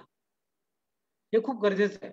म्हणजे मला खूप आनंद होतोय की या वर्षी महाराष्ट्रामध्ये खूप शेतकऱ्यांनी, म्हणजे जवळजवळ 500 ते 600 शेतकऱ्यांना मीच ओळखतो की ज्यांनी मुरघास बनवलेला आहे, की जो 5 ते 6 महिने त्या शेतकऱ्यांना पुरणार आहे. आणि दुसरी गोष्ट काय की 2 प्रकारचा हिरवा चारा असतो. एक असतो एकदल चारा आणि दुसरा असतो द्विदल चारा. द्विदल चारामध्ये प्रोटीन जास्त असतं आणि एकदल चाऱ्यामध्ये ऊर्जा जास्त असते. त्यामुळे द्विदल चारा हा जनरली हिवाळ्यामध्ये उगवला जातो. म्हणजे चवळी आहे, गवार आहे, त्यानंतर लुसन आहे, बरसीम आहे. मला डॉक्टर सोमनाथ मानेंनी एक प्रश्न टाकला होता की सर तारामीरा बद्दल माहिती द्या. राजस्थान मधून तारामीरा महाराष्ट्रात विकायला येतं आणि माझा बायोडाटा वाचताना सरांनी सांगितलं की राजस्थान वेटरनरी युनिव्हर्सिटीच्या एक्सटेन्शन काउन्सिलचा मी मेंबर पण आहे आणि तिथं जे सध्या कुलगुरू आहेत त्यांची पीएचडी ही तारामीरावरती झाली. तिथले जे कुलगुरू आहेत डॉक्टर विष्णू शर्मा यांनी अॅनिमल न्यूट्रिशन मध्ये पीएचडी केलेलं आहे आणि त्यांनी तारामीरावरतीच पीएचडी केलेलं आहे. तारामीरा मोरी सारखं असतं. म्हणजे मोरी ही जी ब्रासिका फॅमिलीची आहे त्याच फॅमिली मधलं एक मायनर ऑइलसीड आहे आणि याच्यामधून तेल काढल्यानंतर आपण हे आपल्या गाई म्हशींना खाऊ घालू शकतो. आणि तारामीरा म्हणजे मोरीची पेंड खाऊ घाला, तारामीरा खाऊ घाला किंवा शेंगदाण्याची पेंड खाऊ घाला तरी चालतं. काही लोक म्हणतात की तारामीराचा फायदा जनावरांना निरोगी ठेवण्यासाठी होतो. त्यामुळे जर तुम्हाला तारामीरा मिळत असेल तर आपल्या एक मूठ भरून दररोज जनावरांना खाऊ घालायला काही हरकत नाही. आणि जर तुम्ही गुगलवरती तारामीरा टाकलं तर तुम्हाला 2-4 व्हिडिओ पण दिसतील. फार्मिंग लीडरचा पण एक व्हिडिओ आहे आणि बाकी सुद्धा तुम्हाला माहिती गुगलहून तारामीराबद्दल मिळू शकेल. आणि मी डॉक्टर विष्णू शर्मा सरांना सांगितलंय की तुम्ही तारामीराची जरा मला माहिती पाठवा. आणि मला डॉक्टर सोमनाथ मानेंनी विचारलं होतं की तारामीरा खाऊ घातल्याने गोची, डास यांचा त्रास कमी होतो का? तसं काही नाहीये. मुक्तसंचार गोठा असला, आपण आपल्या जनावरांना व्यवस्थित खाऊ घालत असू, त्यांची जर त्वचा निरोगी असेल, चमकदार असेल तर आपल्याला इक्टोपॅरासाइट्स हे कंट्रोल करता येतात. इंडियन डेअरी फार्मर असोसिएशनच्या फेसबुक ग्रुपचे तुम्ही जर मेंबर असाल तर नरलडकर सर जे परभणी वेटरनरी कॉलेजमध्ये काम करतात त्यांचे 2 लेक्चर आम्ही इक्टोपॅरासाइट्स आणि एंडोपॅरासाइट्स वरती केले होते, ते तुम्ही नक्कीच ऐकू शकता. तर मित्रांनो, एकदल चाऱ्याबद्दल मी तुम्हाला सांगत होतो आणि काही हायब्रिड नेपियर गवत आहे, गिन्नी गवत आहे, पॅराग्रास आहे, न्यूट्रीफीड आहे, शुगर ग्रेज आहे. त्यामुळे हे मल्टीकट चारे आहेत. म्हणजे 4 ते 6 कापण्यांमध्ये तुम्हाला 30 ते 40 टन एवढं उत्पादन या चाऱ्यांचं मिळू शकतं. आणि रायग्रास हे तुम्ही रब्बीमध्ये लावू शकता. कारण पंजाबमध्ये जर तुम्ही मला विचाराल तर सगळे डेअरी फार्मर जे आहेत ते रायग्रास हिवाळ्यामध्ये लावतात आणि आपल्या गाई म्हशींना ते खाऊ घालतात. पानवर्गीय चारा जो आहे तो आपण जनरली शेळ्या मेंढ्यांसाठी वापरतो. 1000 पेक्षा अधिक वनस्पतींच्या जातीचा आपण जनावरांच्या खाद्यामध्ये पानचारा म्हणून उपयोग करू शकतो. आणि सुबाबूळ आहे, शेवगा आहे. त्यामुळे ज्या भागामध्ये जर शेवगा उगवत असेल तर शेवगा खूप चांगला आहे आपल्या गाई म्हशींसाठी. आणि तुम्ही शेवगाच्या पानांचा, हिरवा देठांचा जनावरांच्या खाद्यामध्ये उपयोग करू शकता. आणि बेसिकली त्याचं उत्पन्न पण चांगलं येतं. जवळजवळ 100 टन प्रति हेक्टर शेवगाचं उत्पादन होतं. शेवगाच्या पानांमध्ये 25% प्रोटीन असतं. तुती सगळ्यांना माहिती आहे, मलबेरी, पिंपळची पानं जनरली आपण पिंपळ, बोर हे जे आहे आपण शेळ्या मेंढ्यांसाठी वापरतो. आणि सगळ्यात बेस्ट म्हणजे मक्याचा मुरघास बनवणे आणि आपल्या गाई म्हशींना तो खाऊ घालणे. हिरव्या चाऱ्यामध्ये सांगितल्यानंतर तुम्हाला कडबा कुट्टीबद्दल काय सांगायची आवश्यकता नाहीये, त्याच्याबद्दल थोडंसं बोललेलोच आहे. आणि कडबा कुट्टी जी आहे ती चाफ कटरमध्ये चाप करूनच खाऊ घातली पाहिजे. हिरवा चारा सुद्धा चाप कटरमध्ये चाप करूनच खाऊ घातला पाहिजे. मित्रांनो, TMR करायला शिका. तुम्ही देशी गाय पाळत असो, संकरित गाय पाळत असो की म्हैस पाळत असो, टोटल मिक्स रॅशन करून आपण आपल्या गाई म्हशींना खाऊ घातलं पाहिजे. टोटल मिक्स रॅशन म्हणजे काय की हिरवा चारा आणि सुका चारा याची कुट्टी बनवायची आणि त्याच्यामध्ये पशुखाद्य मिक्स करायचं आणि ते आपल्या गाई म्हशींना दररोज खाऊ घालायचं. आता आपल्या गाई म्हशींना आपण किती खाऊ घालतो तर शुष्क पदार्थ जो आहे गाई म्हशींना हा वजनाच्या 2% खाऊ घातला पाहिजे. त्यामुळे आपण टेलरचा टेप वापरून आपल्या गाई म्हशीचं वजन किती आहे ते आपल्याला कळू शकतं. जे 400 किलो वजन जर असेल तर आपल्याला 400 किलोच्या 2% म्हणजे 8 किलो शुष्क पदार्थ हा खाऊ घातला पाहिजे. या 8 किलो पैकी 1/3 जो आहे तो पशुखाद्यातून आला पाहिजे आणि उरलेला 2/3 जो आहे हा चाऱ्यातून आला पाहिजे. चाऱ्यातून येणारा जो शुष्क पदार्थ आहे त्याच्यापैकी 1/3 जो आहे तो हिरव्या चाऱ्यातून आला पाहिजे. कारण तुम्हाला सगळ्यांना माहिती आहे की हिरव्या चाऱ्यामध्ये 80% पाणी असतं आणि 20% शुष्क पदार्थ असतो. आणि शुष्क हिरवा सुकलेला चारा असतो त्याच्यामध्ये 90% ड्राय मॅटर असतं आणि 10%च पाणी असतं. तर मित्रांनो, हे खूप महत्वाचं आहे. आणि आपण कॅटल फीड ज्या कंपन्या बनवतात ते मोलॅसिस वापरतात. पण तुम्ही जर घरच्या घरी जर कॅटल फीड बनवणार असाल तर तुम्हाला मोलॅसिस वापरण्याची गरज नाही. कारण मोलॅसिस हा बाइंडरचं काम करतो आणि मोलॅसिस मध्ये साखर असते, ती क्विक शुगर म्हणून कामास येते. आणि याच्या व्यतिरिक्त जसं मी म्हणालो की आपल्या भागामध्ये कुठली पेंड मिळते ती वापरा, खूप महत्वाचं आहे.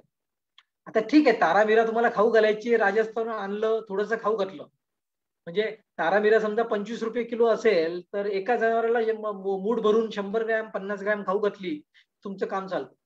पण आपल्या भागामध्ये तुमच्या एरियामध्ये कुठलं पेंड मिळते ती खूप महत्वाची आहे. म्हणजे सर्वात भारी पेंड आपल्या गाई म्हशींसाठी कुठली आहे तर कॉटन सीड केक आहे, शेंगदाण्याची पेंड आहे, मोरीची पेंड आहे, जवसाची पेंड आहे, तिळाची पेंड आहे.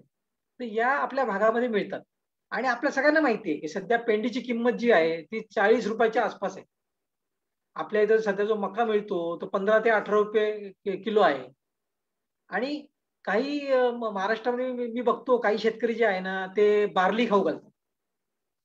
बार्ली म्हणजे काय आहे की हे ज्या डिस्टिलरीज आहेत त्याच्यामधून जे DWGS आम्ही म्हणतो त्याला, वेट ग्रेन सोल्युबल जे निघतात, पण ते आपल्या देशी गायींसाठी, आपल्या संकरित गायींसाठी खूप जास्त खाऊ घातलं तर हानिकारक आहे. त्यामुळे 3 किलोपेक्षा जास्त ही बार्ली खाऊ घालायची नाही. म्हणजे 1 किलो शुष्क पदार्थ, 1 किलो ड्राय मॅटर हा तुम्ही बार्लीतून देऊ शकता. त्याच्याहून जास्त बार्ली आपल्या देशी गायींना खाऊ घालायची नाही. डाळीच्या चुनी मिळतात, त्या चुनी तुम्ही डाळीच्या आपल्या गाई म्हशींना खाऊ घालू शकता. त्याच्यामध्ये प्रोटीन पण असतं आणि त्याच्यामध्ये फायबर पण असतो. तर मित्रांनो, मिनरल्स आपल्या सगळ्यांना माहिती आहे. चांगल्या कंपनीचं मिनरल मिक्सचर विकत घ्या. बायफ जी पुण्यामध्ये एक संस्था आहे, ती इनऑर्गॅनिक मिनरल मिक्सचर पण विकते आणि ऑर्गॅनिक मिनरल मिक्सचर पण विकते. आणि भारतामध्ये 50 पेक्षा जास्त कंपन्या आहेत की ज्या चांगल्या क्वालिटीच्या मिनरल मिक्सचर विकतात. आपल्या देशी गायींसाठी आपण ऑर्गॅनिक मिनरल मिक्सचर घ्यायची आवश्यकता नाही. आपण इनऑर्गॅनिक मिनरल मिक्सचर आपल्या देशी गायींसाठी खाऊ घालू शकतो. पण आपल्या सर्वांना माहिती पाहिजे की मुख्य मिनरल कुठले? Calcium, phosphorus, sulphur, magnesium, potassium, sodium आणि क्लोराईड हे मुख्य क्षार आहेत. आणि किरकोळ क्षार कुठले? तांब, लोह, आयोडीन, सेलेनियम, जस्त, chromium, cobalt, manganese, molybdenum, nickel, tin, vanadium, fluorine. तसंच जीवनसत्वांबद्दल पण आपल्याला माहिती पाहिजे. हिरव्या चाऱ्यातून व्हिटॅमिन ए मिळतं, म्हणजे कॅरोटीन मिळतं. त्याचं शरीरात गेल्यानंतर व्हिटॅमिन ए तयार होतं. जर तुमच्याकडे हिरवा चारा कमी असेल तर तुम्हाला बाहेरून व्हिटॅमिन ए तुमच्या गाई म्हशींना द्यावं लागणार. त्यामुळे जीवनसत्व सुद्धा 2 प्रकारची असतात. पाण्यामध्ये विरघळणारी जीवनसत्व B1, B2, B6, B12 etcetera, vitamin C हे असतात. आणि फॅट सोल्युबल म्हणजे व्हिटॅमिन ए, डी, ई आणि के हे फॅट सोल्युबल असतात. त्यामुळे हे आपल्याला खाद्यामध्ये टाकणं आवश्यक आहे. त्यामुळे आपल्याला या गोष्टींची माहिती पाहिजेच. दुसरी गोष्ट, मी वासरांच्या खाद्याच्या व्यवस्थापनाबद्दल तुम्हाला सांगितलं. तुम्ही जर घरी पशुखाद्य बनवणार असाल तर त्याच्यामध्ये युरिया टाकायचा नाही. तुम्ही मार्केटमधून पशुखाद्य विकत आणत असाल तर मोठ्या गाईचं पशुखाद्य वासरांना खाऊ घालायचं नाही. 6 महिन्यापेक्षा कमी वय असलेल्या वासरांचं पोटाची डेव्हलपमेंट झालेली नसते. त्यामुळे त्याला मोठ्या गाईचं पशुखाद्य खाऊ घालायचं नाही, कारण त्याच्यामध्ये युरिया असतो आणि हा युरिया त्याला अपायकारक होऊ शकतो. त्यामुळे मी बेसिकली तुम्हाला सांगितलं की चांगल्या कंपनीचं कार्ब स्टार्टर विकत घेऊनच तुम्ही तुमच्या गाई म्हशींना खाऊ घाला. या कार्ब स्टार्टर मध्ये काय काय असतं? त्या कार्ब स्टार्टर मक्का असतो, त्याच्यामध्ये शेंगदाणा, तिळाची पेंड असते, गव्हाचा किंवा भाताचा कोंडा असतो, त्याच्यामध्ये मिल्क पावडर सुद्धा असते. त्यामुळे जेणेकरून त्याची जी डायजेस्टिबिलिटी असते, पचनीय क्षमता जी असते ती त्याची खूप जास्त असते. त्यामुळे या गोष्टी ज्या आहेत या खूप महत्वाच्या आहेत. आणि पशुखाद्यामध्ये आपण जे प्रोटीन टाकतोय, म्हणजे पेंड जी टाकतोय, त्याच्यामध्ये 2 टाईपचं प्रोटीन असतं. एक असतं की जे कोठी पोटामध्ये तुटतं, त्याला आपण रुमेन डिग्रेडेबल प्रोटीन म्हणतो. आणि दुसरं असतं बायपास प्रोटीन. म्हणजे आपण जर सोयाबीनची पेंडचं उदाहरण घेतलं तर याच्यामध्ये 55% हे बायपास प्रोटीन असतं.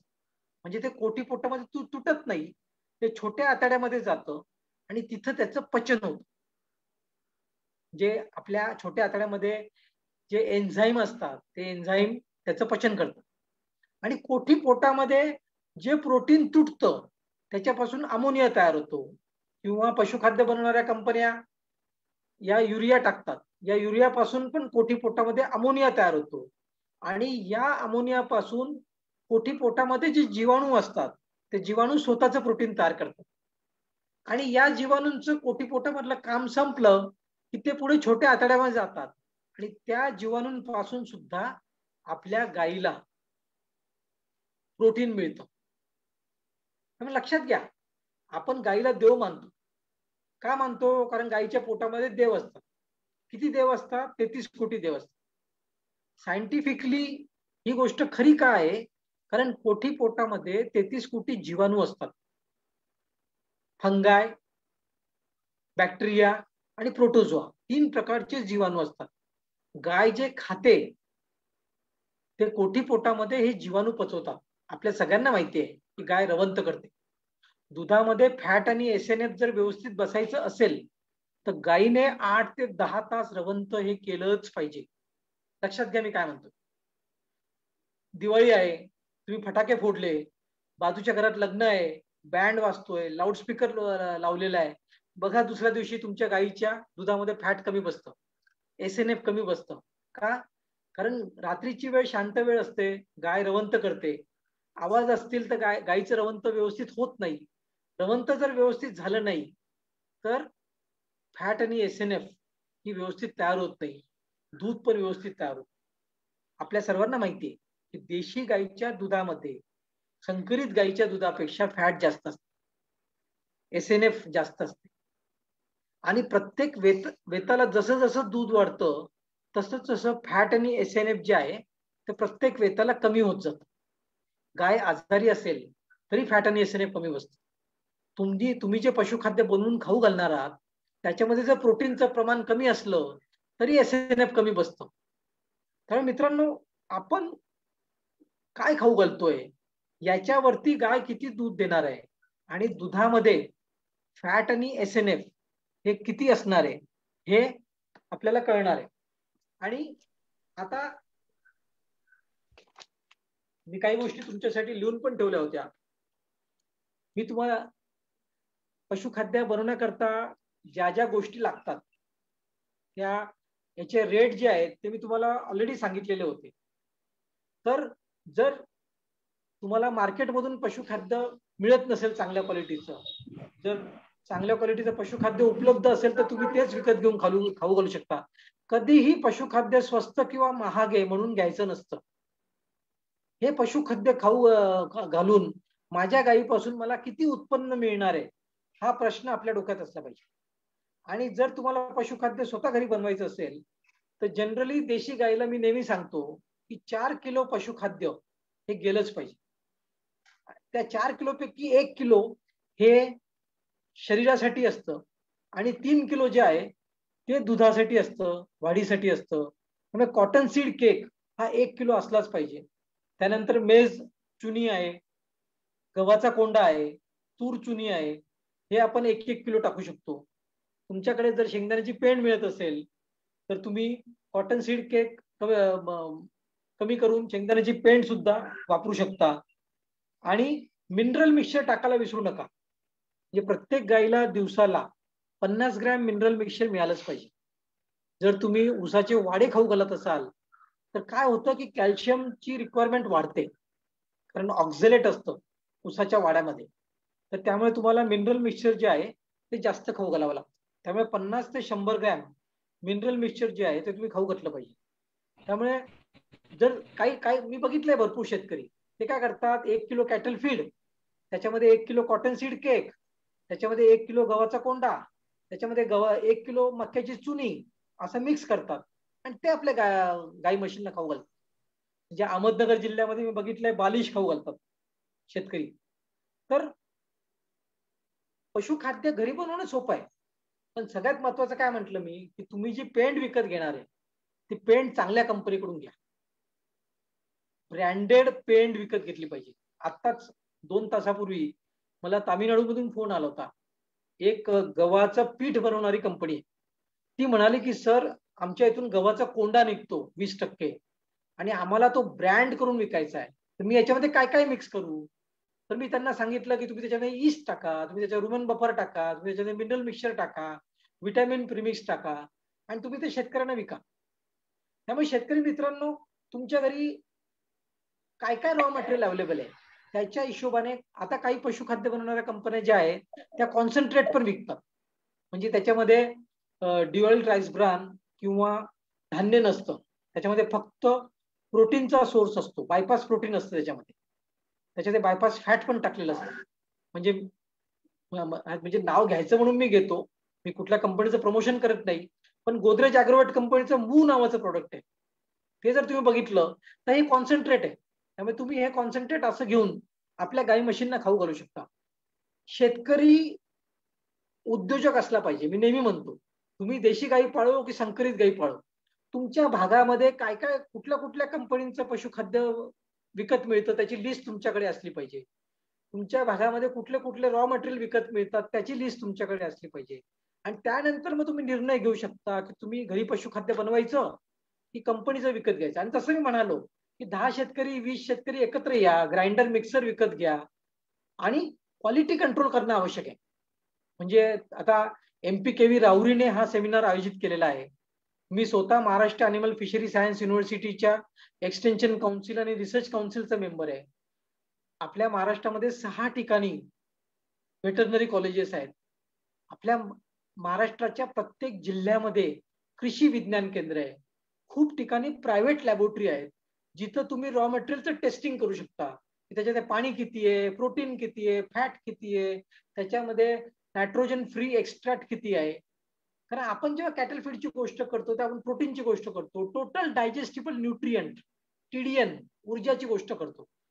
त्यामुळे आपण जे रॉ मटेरियल वापरणार असू किंवा ज्या सप्लायरकडून तुम्ही रॉ मटेरियल विकत घेताय त्याला सांगा अरे बाबा मला रिपोर्ट दाखव. कारण भेसळयुक्त रॉ मटेरियल तुम्हाला कितीही स्वस्त मिळालं तरी पैसे वाचणार नाही. तुमच्या गायीची हानी होणार. कारण आपण जे गाई म्हशीला खाऊ घालतो ते कोठी पोटामध्ये जातं, तिथे त्याचं पचन होतं आणि नंतर ते मेंटेनन्ससाठी आणि आपल्या गायीच्या दुधासाठी वापरलं जातं. याच काही गोष्टी होत्या ज्या मी तुम्हाला सांगायच्या होत्या. आता आपण प्रश्न घेऊया डॉक्टर सोमनाथ. आणि कारण जे काही प्रश्न असतील त्याची उत्तर द्यायला मला आवडेल. धन्यवाद. कनकरे सर. हो सर, खूप खूप आभारी आहे सर.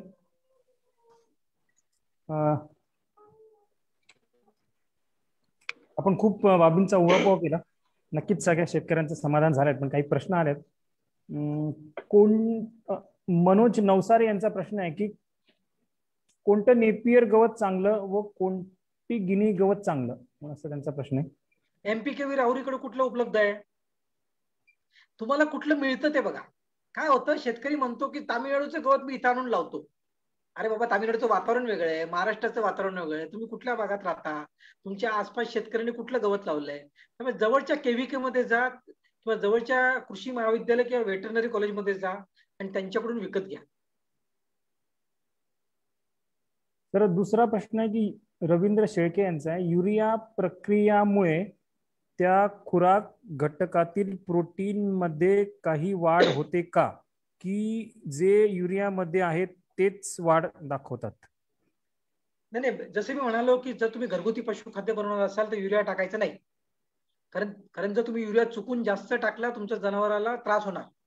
पण पशुखाद्य बनवणाऱ्या ज्या कंपन्या असतात त्या 1% पेक्षा कमी युरिया टाकतात. आणि हा युरिया का टाकायचा असतो, कारण याच्यामध्ये नॉन प्रोटीन नायट्रोजन असतं. कोठी पोटामध्ये जे जीवाणू असतात त्यांना अमोनिया लागतो. त्यामुळे महाग पेंडेतला प्रोटीन तोडण्यापेक्षा त्यांना अमोनिया देण्याचं काम युरिया करतो. आणि कोठी पोटामधले जीवाणू स्वतःचं प्रोटीन बनवतात आणि छोट्या आतड्यामध्ये बायपास प्रोटीन जे महाग असतं ते बायपास प्रोटीन छोट्या आतड्यामध्ये पचन होतं आणि जीवाणूंचं पण छोट्या आतड्यामध्ये पचन होतं. त्यामुळे युरिया जो आहे हा फार कमी टाकला जातो. कारण आपल्याला सगळ्यांना माहिती आहे, आता इथे मी बोलायला नको, पण महाराष्ट्राच्या काही भागामध्ये मेलॅमिन सापडलेलं आहे, जी खूप वाईट गोष्ट आहे. म्हणजे आपल्या जे लोक मेलॅमिन टाकून कॅटल फीड विकतायत किंवा बनवतायत अशा कंपन्यांना आपण बॅनच केलं पाहिजे. कारण मेलॅमिन हे माणसाच्या तब्येतीसाठी चांगलं नाही. चायनामध्ये काही वर्षांपूर्वी मेलॅमिनचा वापर केला गेला, त्यामुळे चायनाचं दूध जगामध्ये कोणीच घेत नाही. त्यामुळे भारतामध्ये सुद्धा चुकून माकून जर हे मेलॅमिन आला असेल किंवा काही लोक वापरत असतील तर चुकीची गोष्ट आहे, आपण त्यांना बॅन केलं पाहिजे. धन्यवाद सर. सर, पुढचा प्रश्न आहे की उडीद कुटार, सोयाबीन कुटार, गहू, हरभरा कुटार याचा चारा म्हणून उपयोग योग्य आहे का? एकदम योग्य आहे. गव्हाचं काड खूप छान असतं. आणि मी काय म्हणालो, या आपल्या गाई म्हशींना आपल्याला 4 ते 5 किलो काड कुटार खाऊ घालायचंच आहे. त्यामुळे जे काही काड कुटार आपल्याकडे अवेलेबल असेल ते व्यवस्थित जपून ठेवा. त्याला बुरशी नाही लागली पाहिजे, कारण बुरशीमधून अफ्लाटॉक्सिन तयार होतं. आणि याच्यामध्ये पाण्याचं प्रमाण जे आहे ते 10% पेक्षा कमी असतं. आणि याच्यामध्ये न्यूट्रिएंट फार कमी असतं, प्रोटीन पण फार कमी असतात, पण याच्यामध्ये फायबर असतो. आणि या फायबरचं पचन कुठे होतं? कोटीपोटामध्ये होतं. आणि कोटीपोटामध्ये या फायबरचं पचन झाल्यानंतर 3 प्रकारचे आम्ल तयार होतात, ऍसिटिक, प्रोपॅनिक आणि ब्युटेरिक. आणि तेच पुढे दुधामध्ये फॅट तयार होतं आणि दूध तयार करण्यासाठी मदत करतात. सर, रवींद्र शेळके यांचाच एक प्रश्न होता की पशु खाद्य खरेदी करताना कोणत्या बाबी पाहाव्यात? BIS स्टँडर्ड वापरता की नाही वापरताय? कंपनीचं रेप्युटेशन खूप महत्वाचं आहे. कंपनीचा सेल्स मॅनेजर त्यांच्याकडे व्हेटरनरी डॉक्टर एम्प्लॉय केलेत की नाही केलेले आहेत? BSc ऍग्रिकल्चर लोक त्यांचे काम करतायत का? शिकला सवरलेला सेल्स मॅनेजर असेल ज्या कंपनीकडे, त्याचा अर्थ ती खाद्य चांगल्या कंपनीचं आहे. आपण असं म्हणायला हरकत नाही. कारण कसं आहे की तुम्ही जाऊन ती पशुखाद्य फॅक्टरी बघायला जा, त्यांना सांगा, त्यांना रिक्वेस्ट करा की सर मला तुमची फॅक्टरी बघायची आहे. कारण जेव्हा जी कंपनी फॅक्टरी दाखवायला तयार असेल याचा अर्थ ती कंपनी चांगली. धन्यवाद सर. तर पुढचा एक प्रश्न आहे की जे आपण सरकी पेंड खाऊ घालतो ती कशाप्रमाणे खाऊ घालावी, आणि दुसरा उपप्रश्न आहे की मक्का भरडा पशु खाद्य म्हणून देणे किती चांगले. त्यांचाच तिसरा पुन्हा एक प्रश्न आहे की पशु खाद्य बाहेरून खरेदी करताना पुन्हा तेच की त्याची क्वालिटी कशा प्रकारे बघायची, सरांनी तर सांगितलेलंच आहे. पहिली 2 प्रश्न सर, की सरकी पेंड खाऊ घालतो ती कशी प्रमाणे खाऊ घालावी आणि मका भरडा. मित्रांनो लक्षात ठेवा, आता तारामिराची गोष्ट आली होती. तारामिरा खाऊ घालताना सोक करून खाऊ घालायचा.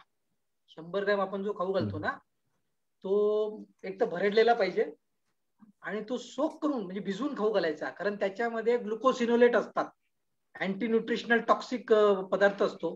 तो रात्रभर सोक केल्यामुळे काय होतं, ते निघून जातं. किंवा 2 तास तरी सोक केला पाहिजे.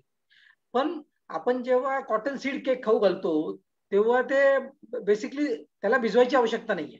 काही शेतकरी काय करतात की आंबवून भिजवतात आणि मग खाऊ घालतात. होतं काय, त्याच्यामध्ये ड्राय मॅटरचा लॉस होतो. त्याच्यामध्ये म्हणजे तुम्ही जर चांगल्या क्वालिटीचं पशुखाद्य विकत घेतलं आणि ते 2 तास 4 तास रात्रभर भिजवलं तर त्याच्यामध्ये काय होतं, त्याच्यामध्ये सगळे मिनरल विटॅमिन जे टाकलेले असतात, सोल्युबल जे काही असतं ते निघून जातं. त्यामुळे काही गोष्टी या म्हणजे जसं पूर्वी काय होतं की होल कॉटन सीड जो होता तो शिजवला जायचा. हे नेपाळी डेअरी फार्मर बघितले, बिहारचे डेअरी फार्मर बघितले, किंवा बिहारचे भैये जे काम करतात आपल्या इथं महाराष्ट्रामध्ये, हे लोक काय करतात, शिजून खाऊ घालतात, भिजून खाऊ घालतात. कारण त्यांच्याकडे जे पदार्थ खाऊ घातले जायचे, मोहरी सारखे किंवा तारामिरा सारखे, यांना भिजवणं शिजवणं आवश्यक होतं. त्यामुळे आपण काय खाऊ घालतोय त्याच्या पद्धतीने आपण ठरवायचं की सुकं खाऊ घालायचं की भिजवलेलं खाऊ घालायचं. सर, एक प्रश्न आहे की जो आपल्याच मला आजच्याच व्याख्यानावरून प्रेरित झालाय की काय, की बायपास प्रोटीन किंवा बायपास फॅट हे आपल्याला तयार करता येते का? कारण बाजारात मिळणार खूप महाग असतं असं त्यांचं म्हणणं आहे. बघा, एक गोष्ट लक्षात ठेवा, महाग आणि स्वस्त काहीच नसतं शेतकरी मित्रांनो. क्वालिटी खूप महत्वाची. बायपास फॅट आपण घरच्या घरी तयार करू शकत नाही. बायपास प्रोटीन सुद्धा आपण घरच्या घरी तयार करू शकत नाही. या कंपन्या, तुम्हाला कंपनी उघडायची असेल तर मला फोन करा, मी सांगतो कसं तयार करायचं. पण घरच्या घरी तयार करणं शक्य नाही. चांगल्या कंपनीचं प्रॉडक्ट घ्या. फालतू कंपनीचं प्रॉडक्ट घेऊ नका. मी कंपन्यांची नावं नाही घेत इथं, पण चांगल्या कंपनीचं प्रॉडक्ट विकत घ्या की जेणेकरून तुम्हाला पश्चाताप नाही झाला पाहिजे. बायपास फॅट कुणाला खाऊ घालायचं? देशी गाईला आवश्यकता नाही. देशी गाईचं दूध जास्त थोडी आहे. बायपास फॅट पाहिजे संकरित गाईसाठी, हाय यील्डिंग अॅनिमलसाठी. आणि बायपास प्रोटीन जेव्हा बनवलं जातं तेव्हा फॉर्म हल्डीहाइड नावाचे केमिकल आहे, त्याची ट्रीटमेंट केली जाते. आणि त्याची ट्रीटमेंट करून आपल्या ज्या पेंडी असतात त्याची बायपास व्हॅल्यू वाढवली जाते. आणि त्याच्या फॉर्म हल्डीहाइड खूप हानिकारक आहे ते, पण घरच्या घरी नाही करू शकत त्याला. त्यामुळे या गोष्टी चांगल्या कंपनीच्या विकत घ्या. मार्केटमध्ये मी पुन्हा तेच म्हटलं, मार्केटमध्ये ज्या कंपन्यांकडे शिकलेला सवरलेला सेल्स मॅनेजर आहे, ज्यांची फॅक्टरी तुम्ही बघू शकता, जे मोठे मोठे सेमिनार ऑर्गनाईज करतात, ज्यांचं वेबसाईट आहे. सर, पुढचा एक प्रश्न की गायी सोयाबीन कुटार खात नाहीत, मग त्यात काय मिक्स करावं जेणेकरून त्या खातील, असं शिवाजी डोंगरे यांचा प्रश्न आहे. नाही, आता मी म्हणालो ना TMR खाऊ घालायचं. आपण जेव्हा TMR म्हणतो ना तेव्हा हिरवा चारा, सुका चारा यांचं कुट्टी करून खाऊ घालायची. आणि सोयाबीन स्ट्रॉ जो आहे तो खायला काही हरकत नाहीये, पण जर तुमच्याकडे बाकी कडबा असेल, गव्हाचं काढ असेल तर त्याच्यात तुम्ही ते मिक्स करून खाऊ घालू शकता. सर तुरीचा भुसा गाईला दिला तर काही त्रास होईल का? कारण त्याच्या काड्या थोड्याशा टोकदार असतात असं मोहन काळे पंढरपूरवरून विचारतात. कसला भुसा? तुरीचा भुसा. तुरीचा भुसा. नाही, ऍक्च्युली कसं असतं की चुन्नी, आपण काय म्हणतो की ज्या डाळी साळी आहे त्याच्या चुनी खाऊ घातल्या पाहिजे. आणि जर त्याचा आपल्याला काड जर खाऊ घालायचं असेल तर त्याची आपल्याला कुट्टी करूनच खाऊ घातली पाहिजे. आता तुम्हाला माहिती आहे, आता भाताचा स्ट्रॉ म्हणजे राईस स्ट्रॉ जो असतो तो पण टोकदारच असतो, त्यामुळे त्याची पण व्यवस्थित कुट्टी करूनच खाऊ घातली पाहिजे. आणि त्यामुळेच कडवा कुट्टी जी आहे, काड कुटार जे आहे ते 3 ते 5 किलोच्या वरती नाही खाऊ घालायचं, लक्षात घ्या. आणि त्यामुळे टीएमआर बनवा. म्हणजे ज्या दिवशी भारतातला प्रत्येक शेतकरी टीएमआर खाऊ घालायला लागेल त्या दिवशी आमचं काम संपलं. आपण युनिव्हर्सिटी बंद करून टाकू, आपण काहीतरी वेगळं काम करूया. सर, अनुभवातून खूप सरळ आणि थेट उत्तर आपल्याला हेच बऱ्याच वेळा अपेक्षित असतं पण मिळत नाही. धन्यवाद सर. सर, पुढचा प्रश्न आहे की शाहू शिसोदे यांचा आहे की काप स्टार्टर किती महिन्यांचे वासराला खाऊ घालावे, किती महिन्यांच्या वासराला खाऊ घालावे असं त्यांना सर? नाही, आता बेसिकली कसं आहे की हे माझं जे पुस्तक आहे कालवडीचे संगोपन, हे जर तुम्ही वाचलं तर याच्यातून तुम्हाला सगळी माहिती मिळेल. जनरली काय असतं की 7 दिवसानंतर आपण काप स्टार्टर थोडस द्यायला सुरुवात करतो की जेणेकरून वासरू खायला लागतं. आणि जेव्हा वासरू त्याच्या समोर चांगल्या क्वालिटीचा सुकलेला चारा पण ठेवायचा, आणि जेणेकरून काय होतं की काप स्टार्टर, सुकलेला चारा या जर गोष्टी आपण वासराला खाऊ घालायला लागलो तर त्याच्या पोटाची डेव्हलपमेंट जी आहे ती डेव्हलपमेंट सुरू होते. आता याच्यामध्ये मी पूर्णपणे टेबलच दिलेला आहे. मी काय करतो, या टेबलाचा फोटो काढून सोमनाथला पाठवतो, मग सोमनाथ ते टेबल जे आहे ते पुढे पाठवून देईल. म्हणजे आता काप स्टार्टरच्यात लिहिलेलं आहे की 4 ते 15 दिवस पासून तुम्ही ते 100 ग्रॅम सुरू करू शकता, आणि मग ते 200 ग्रॅम करायचं, मग 300 करायचं, आणि 8व्या आठवड्यामध्ये 1 किलो काप स्टार्टर हे आपण आपल्या गाई म्हशींना खाऊ घालायचंय. आणि आपण जेव्हा 1 किलो म्हणतोय त्यासोबत 4.5 किलो हिरवा चारा सुद्धा 8व्या आठवड्यामध्ये आपला संकरित गाईचं वासरू खाऊ शकतं. देशी गाईचं वासरू थोडंसं कमी खाईल, पण एक गोष्ट लक्षात ठेवा, देशी गाईचं वासरू आहे म्हणून त्याला दुर्लक्ष करू नका. शहरातली मुलं आणि ग्रामीण भागातली मुलं सारखीच हुशार असतात. ग्रामीण भागातली मुलं का मागे राहतात? कारण त्यांना जे योग्य शिक्षण योग्य वेळी मिळालं पाहिजे ते खूप वेळ मिळत नाही. त्यामुळे मित्रांनो, लक्षात ठेवा, तुमची मुलं असो की तुमच्या देशी गायींची वासरं असो, यांची आपण काळजी व्यवस्थित घेतलीच पाहिजे. त्यामुळे हे जे पुस्तक आहे, हे पुस्तक तुम्ही सर्वांनी घ्यावं आणि याच्या ज्या काही गोष्टी लिहिल्या तुम्ही वापरून बघा. मला तुमचे अनुभव नक्की सांगा की देशी गाईच्या वासरांबद्दल तुमचे काय अनुभव आले.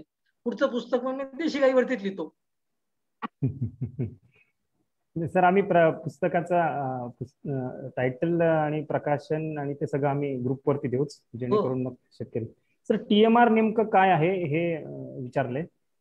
मी सांगितलं ना, टोटल मिक्स रॅशन. हिरवा चारा, सुका चारा, पशुखाद्य तिन्ही गोष्टी मिक्स करायचा. आपण जसं खिचडीमध्ये ते तेल टाकतो, भाजी मिक्स करतो, बिर्याणीमध्ये आपण जसं सगळ्या गोष्टी मिक्स करून खातो. मिक्स करून खाल्ल्यामुळे काय होतं, पोटामध्ये पीएच जो आहे, सामू जो आहे, तो ऍसिडिक होत नाही. तो जर सामूचा ऍसिडिक झाला तर जे जीवाणू आहेत ते मरतात, त्यांचं काम कमी होतं, सुस्तावतात, चाऱ्याचं पचन व्यवस्थित होत नाही. त्यामुळे टीएमआर जर आपण खाऊ घातला, आम्ही काय म्हणतो, दिवसातून 2दा किंवा 3दा टीएमआर खाऊ घातला पाहिजे. तुम्ही 2दा खाऊ घाला आणि अधूनमधून तो पुढे सरकवा गाईच्या तोंडासमोर.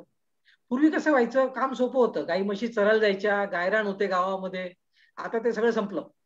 त्यामुळे आपल्या गाई म्हशींना आपल्याला जर पाळायचं असेल तर घरीच व्यवस्थित खाऊ घातलं पाहिजे.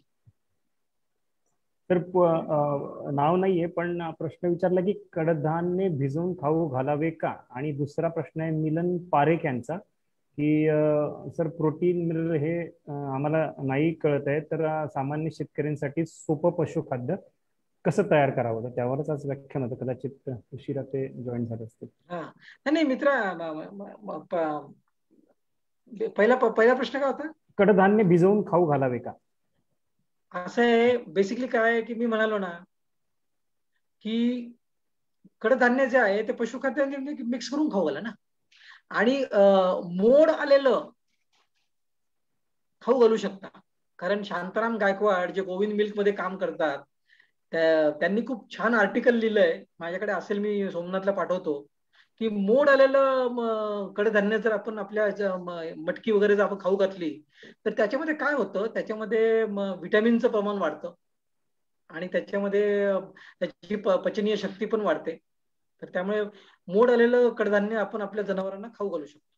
भिजवून नका खाऊ घालू, मी म्हणतोय मोड आणून खाऊ घाला. आपण जास्त नाही, 100 ग्रॅम 200 ग्रॅम. सोयाबीनचं पण तसंच आहे, म्हणजे कच्चं सोयाबीन तो आपण मूठ भरून 50 ग्रॅम 100 ग्रॅम जे सोयाबीन उगवणारे शेतकरी आहेत ते आपल्या गाई म्हशींना खाऊ घालू शकतात. माझी PhD सोयाबीन वरती झालेली आहे. पुढची सूत्र मी डॉक्टर सोमनाथ माने यांच्याकडे सोपवतो. सर आपण. सर धन्यवाद. अतिशय चांगल्या प्रकारचं इंटरॅक्शन शेतकऱ्यांबरोबर सरांचं चालू आहे. सर अजून एक 2-3 प्रश्न आलेले आहेत. यामध्ये काप स्टार्टर कोणते खाऊ घालू, म्हणजे कोणत्या कंपनीचे त्यांना देऊ, असं त्यांचा बहुतेक प्रश्न असेल. हो, ऍक्च्युली कसं आहे, मार्केटमध्ये आता मी महाराष्ट्राचं बोलायला गेलो तर कारगिल कंपनीचं आहे, गोदरेज कंपनीचं आहे, हिंदुस्तान फीडचं आहे, अजूनही काही कंपन्या असतील की ज्यांचं काप स्टार्टर मिळतं. हे बघा शेतकरी मित्रांनो, पोल्ट्री फार्मर करोडपती झाला. माझं, सोमनाथचं, डॉक्टर धीरज, आमचं स्वप्न काय आहे की डेअरी फार्मर सुद्धा लखोपती झाला पाहिजे, डेअरी फार्मर सुद्धा करोडपती झाला पाहिजे. पोल्ट्री फार्मर का करोडपती झाला? कारण तो सायंटिफिक पोल्ट्री फार्मिंग करतो. जेपर्यंत आपला पशुपालक हा शास्त्रीय पशुपालन करणार नाही तेपर्यंत तो लखोपती किंवा करोडपती होणार नाही. त्यामुळे मी काय म्हणालो की घेताना चांगल्या कंपनीचे प्रॉडक्ट विकत घेणं फार आवश्यक. पोल्ट्रीमध्ये आपण जर बघितलं तर ब्रॉयलरमध्ये पहिले 7 दिवस प्री स्टार्टर, मग फिनिशर खाऊ घातलं जातं. जर आपण अंडी देणाऱ्या कोंबड्यांमध्ये बघितलं, पहिले चिक मॅश, मग ग्रोअर मॅश, मग अंडी द्यायला लागल्यानंतर लेअर मॅश खाऊ घातलं जातं. तसं गाईमध्ये व्याल्यानंतरचे 100 दिवस खूप महत्वाचे असतात, कारण दूध काय होतं, वाढतं. त्यावेळी चांगल्या क्वालिटीचं पशुखाद्य खाऊ घालणं फार आवश्यक. नंतर दूध कॉन्स्टंट राहतं आणि मग ते कमी होतं. म्हणजे देशी गाईमध्ये 100 ते 150 दिवस जर दूध मिळणार असेल तर ते 40 ते 50 दिवस वरती जातं, मग ते काही दिवस ते मध्ये राहतं आणि मग काही दिवस खाली येतं. आणि व्यायच्या अगोदरचे 2 महिने खूप महत्वाचे आहेत, आपण ज्याला ड्राय पिरियड म्हणतो. कारण कोठी म्हणजे गाईच्या गर्भाशयामध्ये जे वासरू शेवटच्या 2 महिन्यामध्ये वाढतं ते 65% वाढतं. म्हणजे पूर्ण प्रेग्नन्सी पिरियड जो 10 महिन्याचा असतो त्याच्यापैकी पहिल्या 8 महिन्यामध्ये वासरू 35% वाढतं आणि उरलेल्या शेवटच्या 2 महिन्यामध्ये 65% वाढतं. त्यामुळे शेवटच्या 2 महिन्यामध्ये आपण जे गाई म्हशींना खाऊ घालतो, ट्रान्झिशन फीड येतं कंपन्यांचं, ते खाऊ घाला कमीत कमी शेवटचा 1 महिना व्यायच्या अगोदर. कारण याच्यामध्ये डिकॅड असतं, ॲनोनिक सॉल्ट असतात, कॅल्शियम कमी असतं, याच्यामध्ये पोटॅशियम कमी असतं. लसूण घास खाऊ घालायचं नाही गाय व्यायच्या अगोदर 1 महिना. आणि या गोष्टी काय महत्वाच्या आहे, कारण वासराच्या वाढीसाठी ते न्यूट्रिशन वापरलं जातं, प्लस गाय चरबी साठवते. कारण गाय व्याल्यानंतर जेव्हा दूध द्यायला लागते तेव्हा आपण जे खाऊ घालतो त्याच्यावर देत नाही, ती चरबी काढून काढून त्याच्या दुधाच्या मध्ये रूपांतर करते. त्यामुळे प्रकृती अंकाबद्दल वाचा, बॉडी स्कोर बद्दल वाचा, खूप महत्वाचं आहे. सर धन्यवाद. अजून फेसबुकच्या माध्यमातून काही प्रश्न आलेले आहेत. घरगुती पद्धतीने पशुखाद्य बनवायचं असल्यास सर्वसाधारणपणे कमीत कमी किती खर्च येईल? आणि सर हा आमचे जे देशी गोपालक आहेत यांनाच त्यांचा हा मुख्य प्रश्न आहे. कारण सर बऱ्यापैकी मी काय म्हणालो की 4 किलो पशुखाद्य आपण हे खाऊ घालायचं आहे. कॉटन सीड केकचा आजचा रेट काय, 40 रुपयाच्या आसपासचा रेट आहे ना. त्यामुळे 40 रुपये तुम्हाला ते लागतील. मक्का चुनी, हरभरा चुनी याचा मार्केटमध्ये समजा 25 रुपये रेट असेल तर तुम्हाला तो 25 रुपये तो एक खर्च लागणार आहे. भरडलेला मक्का जो आहे तो 20 रुपये किलो आहे. तर प्रश्न वेगळा आहे हा. पशुखाद्य निर्मितीसाठी लागणाऱ्या ज्या मशिनरी आहेत त्यासाठी सर्वसाधारणपणे कमीत कमी हे करायला किती खर्च येईल? ऍक्च्युली आता याच्यामध्ये कसं आहे की मी काय म्हणालो की शेतकरी गटाने एकत्र आलं पाहिजे किंवा शेतकरी उत्पादक कंपनी बनवली पाहिजे आणि कमीत कमी 1000 किलो एका तासामध्ये पशुखाद्य बनवणारी मशीन विकत घेतली पाहिजे. तुम्ही जर छोटी मशीन विकत घेतली, आता जसं ते नागपूरला मशीन मिळते 1 लाखाला, 1.5 लाखाला, 2 लाखाला, काही अर्थ नाही त्या मशीन मध्ये. ते काय नुसतं पेलेट बनवतं देते. त्याच्यात मिक्सिंग चांगली होत नाही. तुम्हाला ग्राइंडर घ्यावा लागेल, तुम्हाला मिक्सर घ्यावा लागेल. त्यामुळे 5 लाख ते 20 लाख रुपये याच्यामध्ये तुम्ही मशिनरी विकत घेऊ शकता. धन्यवाद सर. दुसरा एक प्रश्न आहे सर, मी गुजरातमध्ये पाहिलं, तसेच पंजाब, हरियाणा, राजस्थान या भागामध्ये सुद्धा पाहिलं. त्या भागामध्ये तुम्ही जसं म्हटलं तसं नक्कीच गायी चरायला नेतात. महाराष्ट्रामध्ये त्या पद्धतीने होत नाही सर. आपण जास्तीत जास्त 99% आमचे गोटे सर मुक्त संचार गोटे आहेत. परंतु तिथं खूप मोठ्या प्रमाणात वेगवेगळ्या वनस्पती खायला घातलेल्या जातात, किंवा आमच्या क्लबमध्ये सुद्धा खूप शेतकरी वेगवेगळ्या प्रकारचे वनस्पती अर्क असतील किंवा पावडर असतील खूप मोठ्या प्रमाणात खायला घालतात, आणि त्याचे रिझल्ट सुद्धा आम्हाला चांगले भेटलेले आहेत सर. त्यामध्ये शतावरी असेल किंवा मोरिंगा पावडर असेल किंवा कडीपत्ता असेल, अशा अनेक वनस्पती आहेत. त्या बाबतीत सर आपलं काय विचार सर? कसं आहे, आयुर्वेद भारतामध्ये खूप जुनं आहे. माणसांसाठी, जनावरांसाठी आयुर्वेद वापरलं पूर्वी गेलंच होतं. नकुल सहदेव असं म्हणतात की महाभारतामध्ये वेटरनरी एक्सपर्ट होते, हॉर्स आणि कॅटल एक्सपर्ट होते. त्यामुळे या सर्व गोष्टींचा फायदा आहे. जसं आपल्याला सगळ्यांना माहिती आहे की भारतामध्ये भरपूर कंपन्या आहेत ज्या हर्बल प्रॉडक्ट्स विकतात, फीड सप्लिमेंट विकतात, औषधं विकतात. त्यामुळे शतावरीचं आपल्या सर्वांना माहिती आहे की लेटिंग डाऊन ऑफ मिल्क असेल किंवा मिल्क प्रोडक्शन असेल तर व्याल्यानंतर शतावरीचा खूप फायदा आहे. आणि बाकी प्रिव्हेन्शन इज क्युअर. कारण भरपूर एकदा व्हायरल रोग झाल्यानंतर काही उपायच नाहीयेत. जे व्हायरल रोगांना जर प्रिव्हेंट करायचं असेल तर आपल्याला पुन्हा बॅक्टेरियल रोगांचं पण तसंच आहे. त्यामुळे आपण जर विचार केला की आयुर्वेद मधून आपण ज्या गोष्टी खातो त्या आपण प्रिव्हेंट करतो, आपली तब्येत चांगली ठेवतो आपण, मग ती जनावरांची असो किंवा माणसांची असो. कारण आम्ही जेव्हा वेटरनरी शिकायचो तेव्हा सप्रे सरांचं पुस्तक होतं. त्या पुस्तकातून आम्ही भरपूर गोष्टी वाचल्या होत्या. अनफॉर्च्युनेटली काय झालंय की याच्यावरती पुस्तक लिहिलं गेलं पाहिजे, म्हणजे कुठल्या कुठल्या हर्बचा कसा कसा फायदा आहे. आता 2 वर्षापूर्वी जेव्हा FSSAI ने अँटीबायोटिक रेसिड्यू आणि अफ्लाटॉक्सिन रेसिड्यूचं आता रेग्युलेशन काढलेलं आहे, त्यानंतर महाराष्ट्रातल्या प्रायव्हेट डेअरी आणि मिल्क कॉपरेटिव्हचे लोक बँगलोरला एका NGO कडे ट्रेनिंगला गेले होते. आणि मग आता एक्झाम्पल गोविंद मिल्कने फलटण एरियामध्ये हर्बल गार्डन तयार केलेले आहेत 1-1 गुंठ्याचे. ते तुम्ही बघून या. त्यामुळे प्रत्येक शेतकऱ्याकडे 1-1 गुंठाचं हर्बल गार्डन आपण तयार करू शकतो. आणि जी प्राथमिक उपचार आहेत त्याच्यासाठी आपण हर्बल ट्रीटमेंट वापरू शकतो. इव्हन मस्टायटिस असेल, ताप येणं असेल किंवा काय छोटे मोठे आजार असतील तर त्याच्यावरती आपण हर्बल उपाय करू शकतो. आणि अँटीबायोटिकचा बेसुमार वापर जो वाढलेला आहे तो कमी झाला पाहिजे. त्यामुळे मी नेहमी म्हणतो की LSS कडून ट्रीटमेंट न घेता चांगल्या प्रॉपर वेटरनरी डॉक्टर कडूनच ट्रीटमेंट घेतली पाहिजे. ते खूप आवश्यक आहे. आणि जेव्हा तुम्ही अँटीबायोटिक वापरता स्तनदाहाच्या ट्रीटमेंटसाठी किंवा बाकी रोगांसाठी, तेव्हा ते दूध विक्री न करता, ते दूध डेअरीत न घालता त्या दुधाला वेगळंच काढलं पाहिजे. त्या दुधापासून तुम्ही घरी घी बनवून तुम्ही स्वतः करता वापरू शकता. पण ते दूध तुम्ही डेअरीत टाकू नका, जेणेकरून तुमचं दूध रिजेक्ट होईल. सर बरोबर आहे. आणि आजच मला सांगायला आनंद वाटेल की आजच गव्हर्नमेंट ऑफ इंडियाने ॲनिमल हजबंड्री डेअरी विभागाने सर पशुवैद्यक क्षेत्रामध्ये आयुर्वेदाचा वापर यावरती त्यांचा विविध संस्थेशी करार झालेला आहे. आणि तो अभ्यासक्रमामध्ये सुद्धा सर यावर्षीपासून ते लागू करणार आहेत.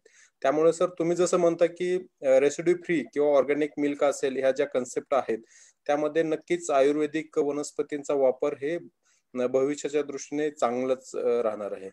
मला वाटतंय काही शेतकऱ्यांना प्रश्न विचारायचे आहेत. मी त्यांना विनंती करतो की त्यांनी प्रश्न विचारावेत.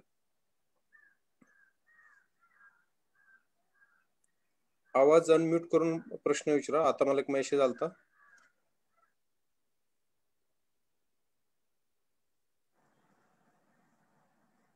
अफ्ताब सिकलगर, येतोय आवाज सर? हा बोला. हा, शतावरी कशा पद्धतीनं खाऊ घातली पाहिजे गायला? आता याच्यामध्ये कसं आहे की माझ्याकडे जी माहिती आहे ना, मी सोमनाथला पाठवतो. सोमनाथ ती माहिती तुमच्यासोबत शेअर करेल.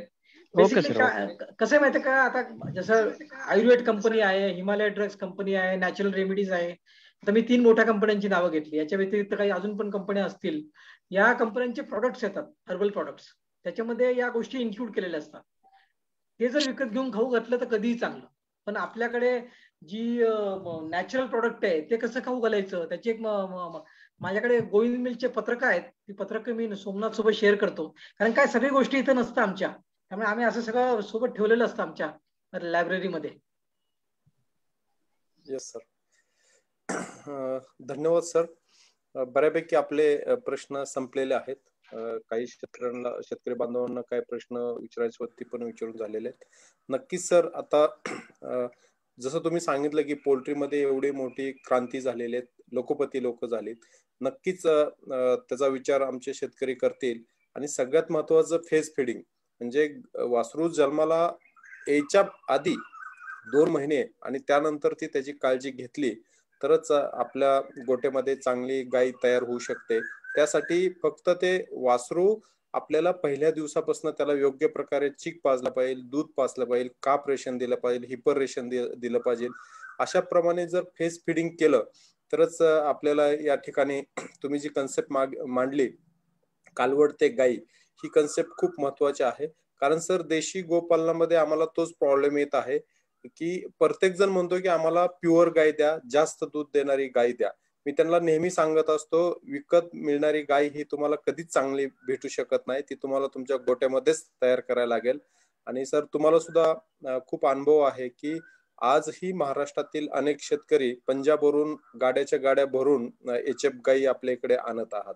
आणि तुम्ही जो IDFA माध्यमातून जो प्रयत्न चालू केलेला आहे, जो तुमचा ड्रीम प्रोजेक्ट आहे हिरकणी प्रोजेक्ट, तर सर त्या माध्यमातूनच आपल्या महाराष्ट्रामध्ये चांगल्या प्रकारच्या एचएफ गायी तयार होऊ शकतील, किंवा ह्या सेहवाल क्लब असतील किंवा बाकीचे जे देशी गोपालक आहेत त्यांनी सुद्धा त्याचं अनुकरण करून आपल्याकडे आपण चांगल्या प्रकारच्या जाती पशु आहार आधारितच आपण भविष्यात दूध वाढवू शकतो. जरी आपल्याकडे ब्रीड चांगला असेल आणि त्याला जर योग्य प्रकारे खाद्य जर दिलं नाही तर नक्कीच त्यामध्ये आपल्याला जेवढं दुधाची अपेक्षा आहे तेवढी आपण या ठिकाणी मिळवू शकणार नाही. सर आज तुम्ही अतिशय चांगल्या सोप्या भाषेमध्ये आम्हाला पशुखाद्य निर्मितीबाबत असेल किंवा जनरल कालवडीपासून ते गायीपर्यंत त्याचं पशुखाद्याचं मार्गदर्शन कसं करायचं, ते चारा कसं द्यायचं त्याचं मार्गदर्शन केलं. त्याचबरोबर वेगवेगळ्या फेजेस मध्ये फीड कसं देणं गरजेचं आहे, हिरवा चारा कसा देणं गरजेचं आहे, वाळलेला चारा कसा देणं गरजेचं आहे, याबद्दल सुद्धा सर तुम्ही खूप चांगली माहिती आम्हाला दिली. मी या ठिकाणी आमचे आपल्या सर्वांचेच गुरु BG होल सर हे सुद्धा पहिल्या मिनिटापासून आहेत, त्यांचं सुद्धा मी आभार मानतो. सर त्यांचं लेक्चर ठेवा एकदा तुमच्या शेतकऱ्यांसाठी. सर सरांचं लेक्चर ठेवूया सरांचे आपण 2 लेक्चर केले IDFA मध्ये. हो सर. परत या ठिकाणी डॉक्टर वामन सुद्धा आहेत, डॉक्टर तानाजी वाकुंडे आहेत, आमचे मार्गदर्शक व ह्या प्रकल्पाचे सहशास्त्रज्ञ डॉक्टर विष्णू नरोडे सर सुद्धा या ठिकाणी आहेत. तसेच आमचे मित्र सहशास्त्रज्ञ डॉक्टर धीरज कणकरे यांनी सुद्धा या ठिकाणी खूप चांगल्या पद्धतीनं मॅनेज केलेलं आहे. तर मी पुन्हा एकदा देशी गाय संशोधन व प्रशिक्षण केंद्र महात्मा फुले कृषी विद्यापीठ राहुरी यांच्यातर्फे मी तुमचे आभार मानतो. तसेच शेतकऱ्यांना विनंती करतो, ह्या गोष्टी आपल्याला एकाच वेळेस समजणार नाहीत. मी आपल्या व्हॉट्सअप ग्रुपवरती सर्व माहिती सरांनी जेवढ्या लेक्चर हे दिलते डॉक्युमेंट्स दिलेले आहेत, माहिती दिलेली आहे, ती सर्व आपल्या व्हॉट्सअप ग्रुपवरती शेअर केलेली आहे. सहसा लोक PPT वरतीच प्रेझेंटेशन करतात, परंतु ऍक्च्युअली ते मटेरियल त्यांना भेटत नाही. तर ते मटेरियल मी सगळ्या ग्रुपवरती सर ठेवलेलं आहे. सरांचा नंबर सुद्धा मी दिलेला आहे ग्रुपवरती. त्या संबंधी काय अडचणी असल्या तर तुम्ही आम्हाला फोन करा किंवा सरांना फोन केला तरी चालेल. परंतु ह्या गोष्टी आपण सारख्या चर्चा केल्या तरच आपल्याला त्यातून पुढे मार्ग भेटणार आहे. तर आपण असेच पुन्हा भेटत राहू. पुढच्या आठवड्यामध्ये सुद्धा आम्ही विविध विषयावरती लेक्चर चालू केलेलं आहे. भोसले सर, मी आता भारतामध्ये ज्या दुधाळ गायी आहेत तर त्यावरती भारतामध्ये काय संशोधन झालेले आहे त्यावरती सुद्धा आपण काही लेक्चर ठेवत आहोत. त्याचबरोबर पशु आधारित जे विविध अवजारे निघालेले आहेत, असे वेगवेगळे विषय घेऊन आपण दर आठवड्यातनं एकदा दोनदा जसं शक्य होईल त्याप्रमाणे आपण हे लेक्चर कंटिन्यू चालू ठेवणार आहे. पुन्हा एकदा सर्वांचे या ठिकाणी आभार मानतो आणि आजचा कार्यक्रम हा या ठिकाणी संपला असं मी घोषित करतो. धन्यवाद.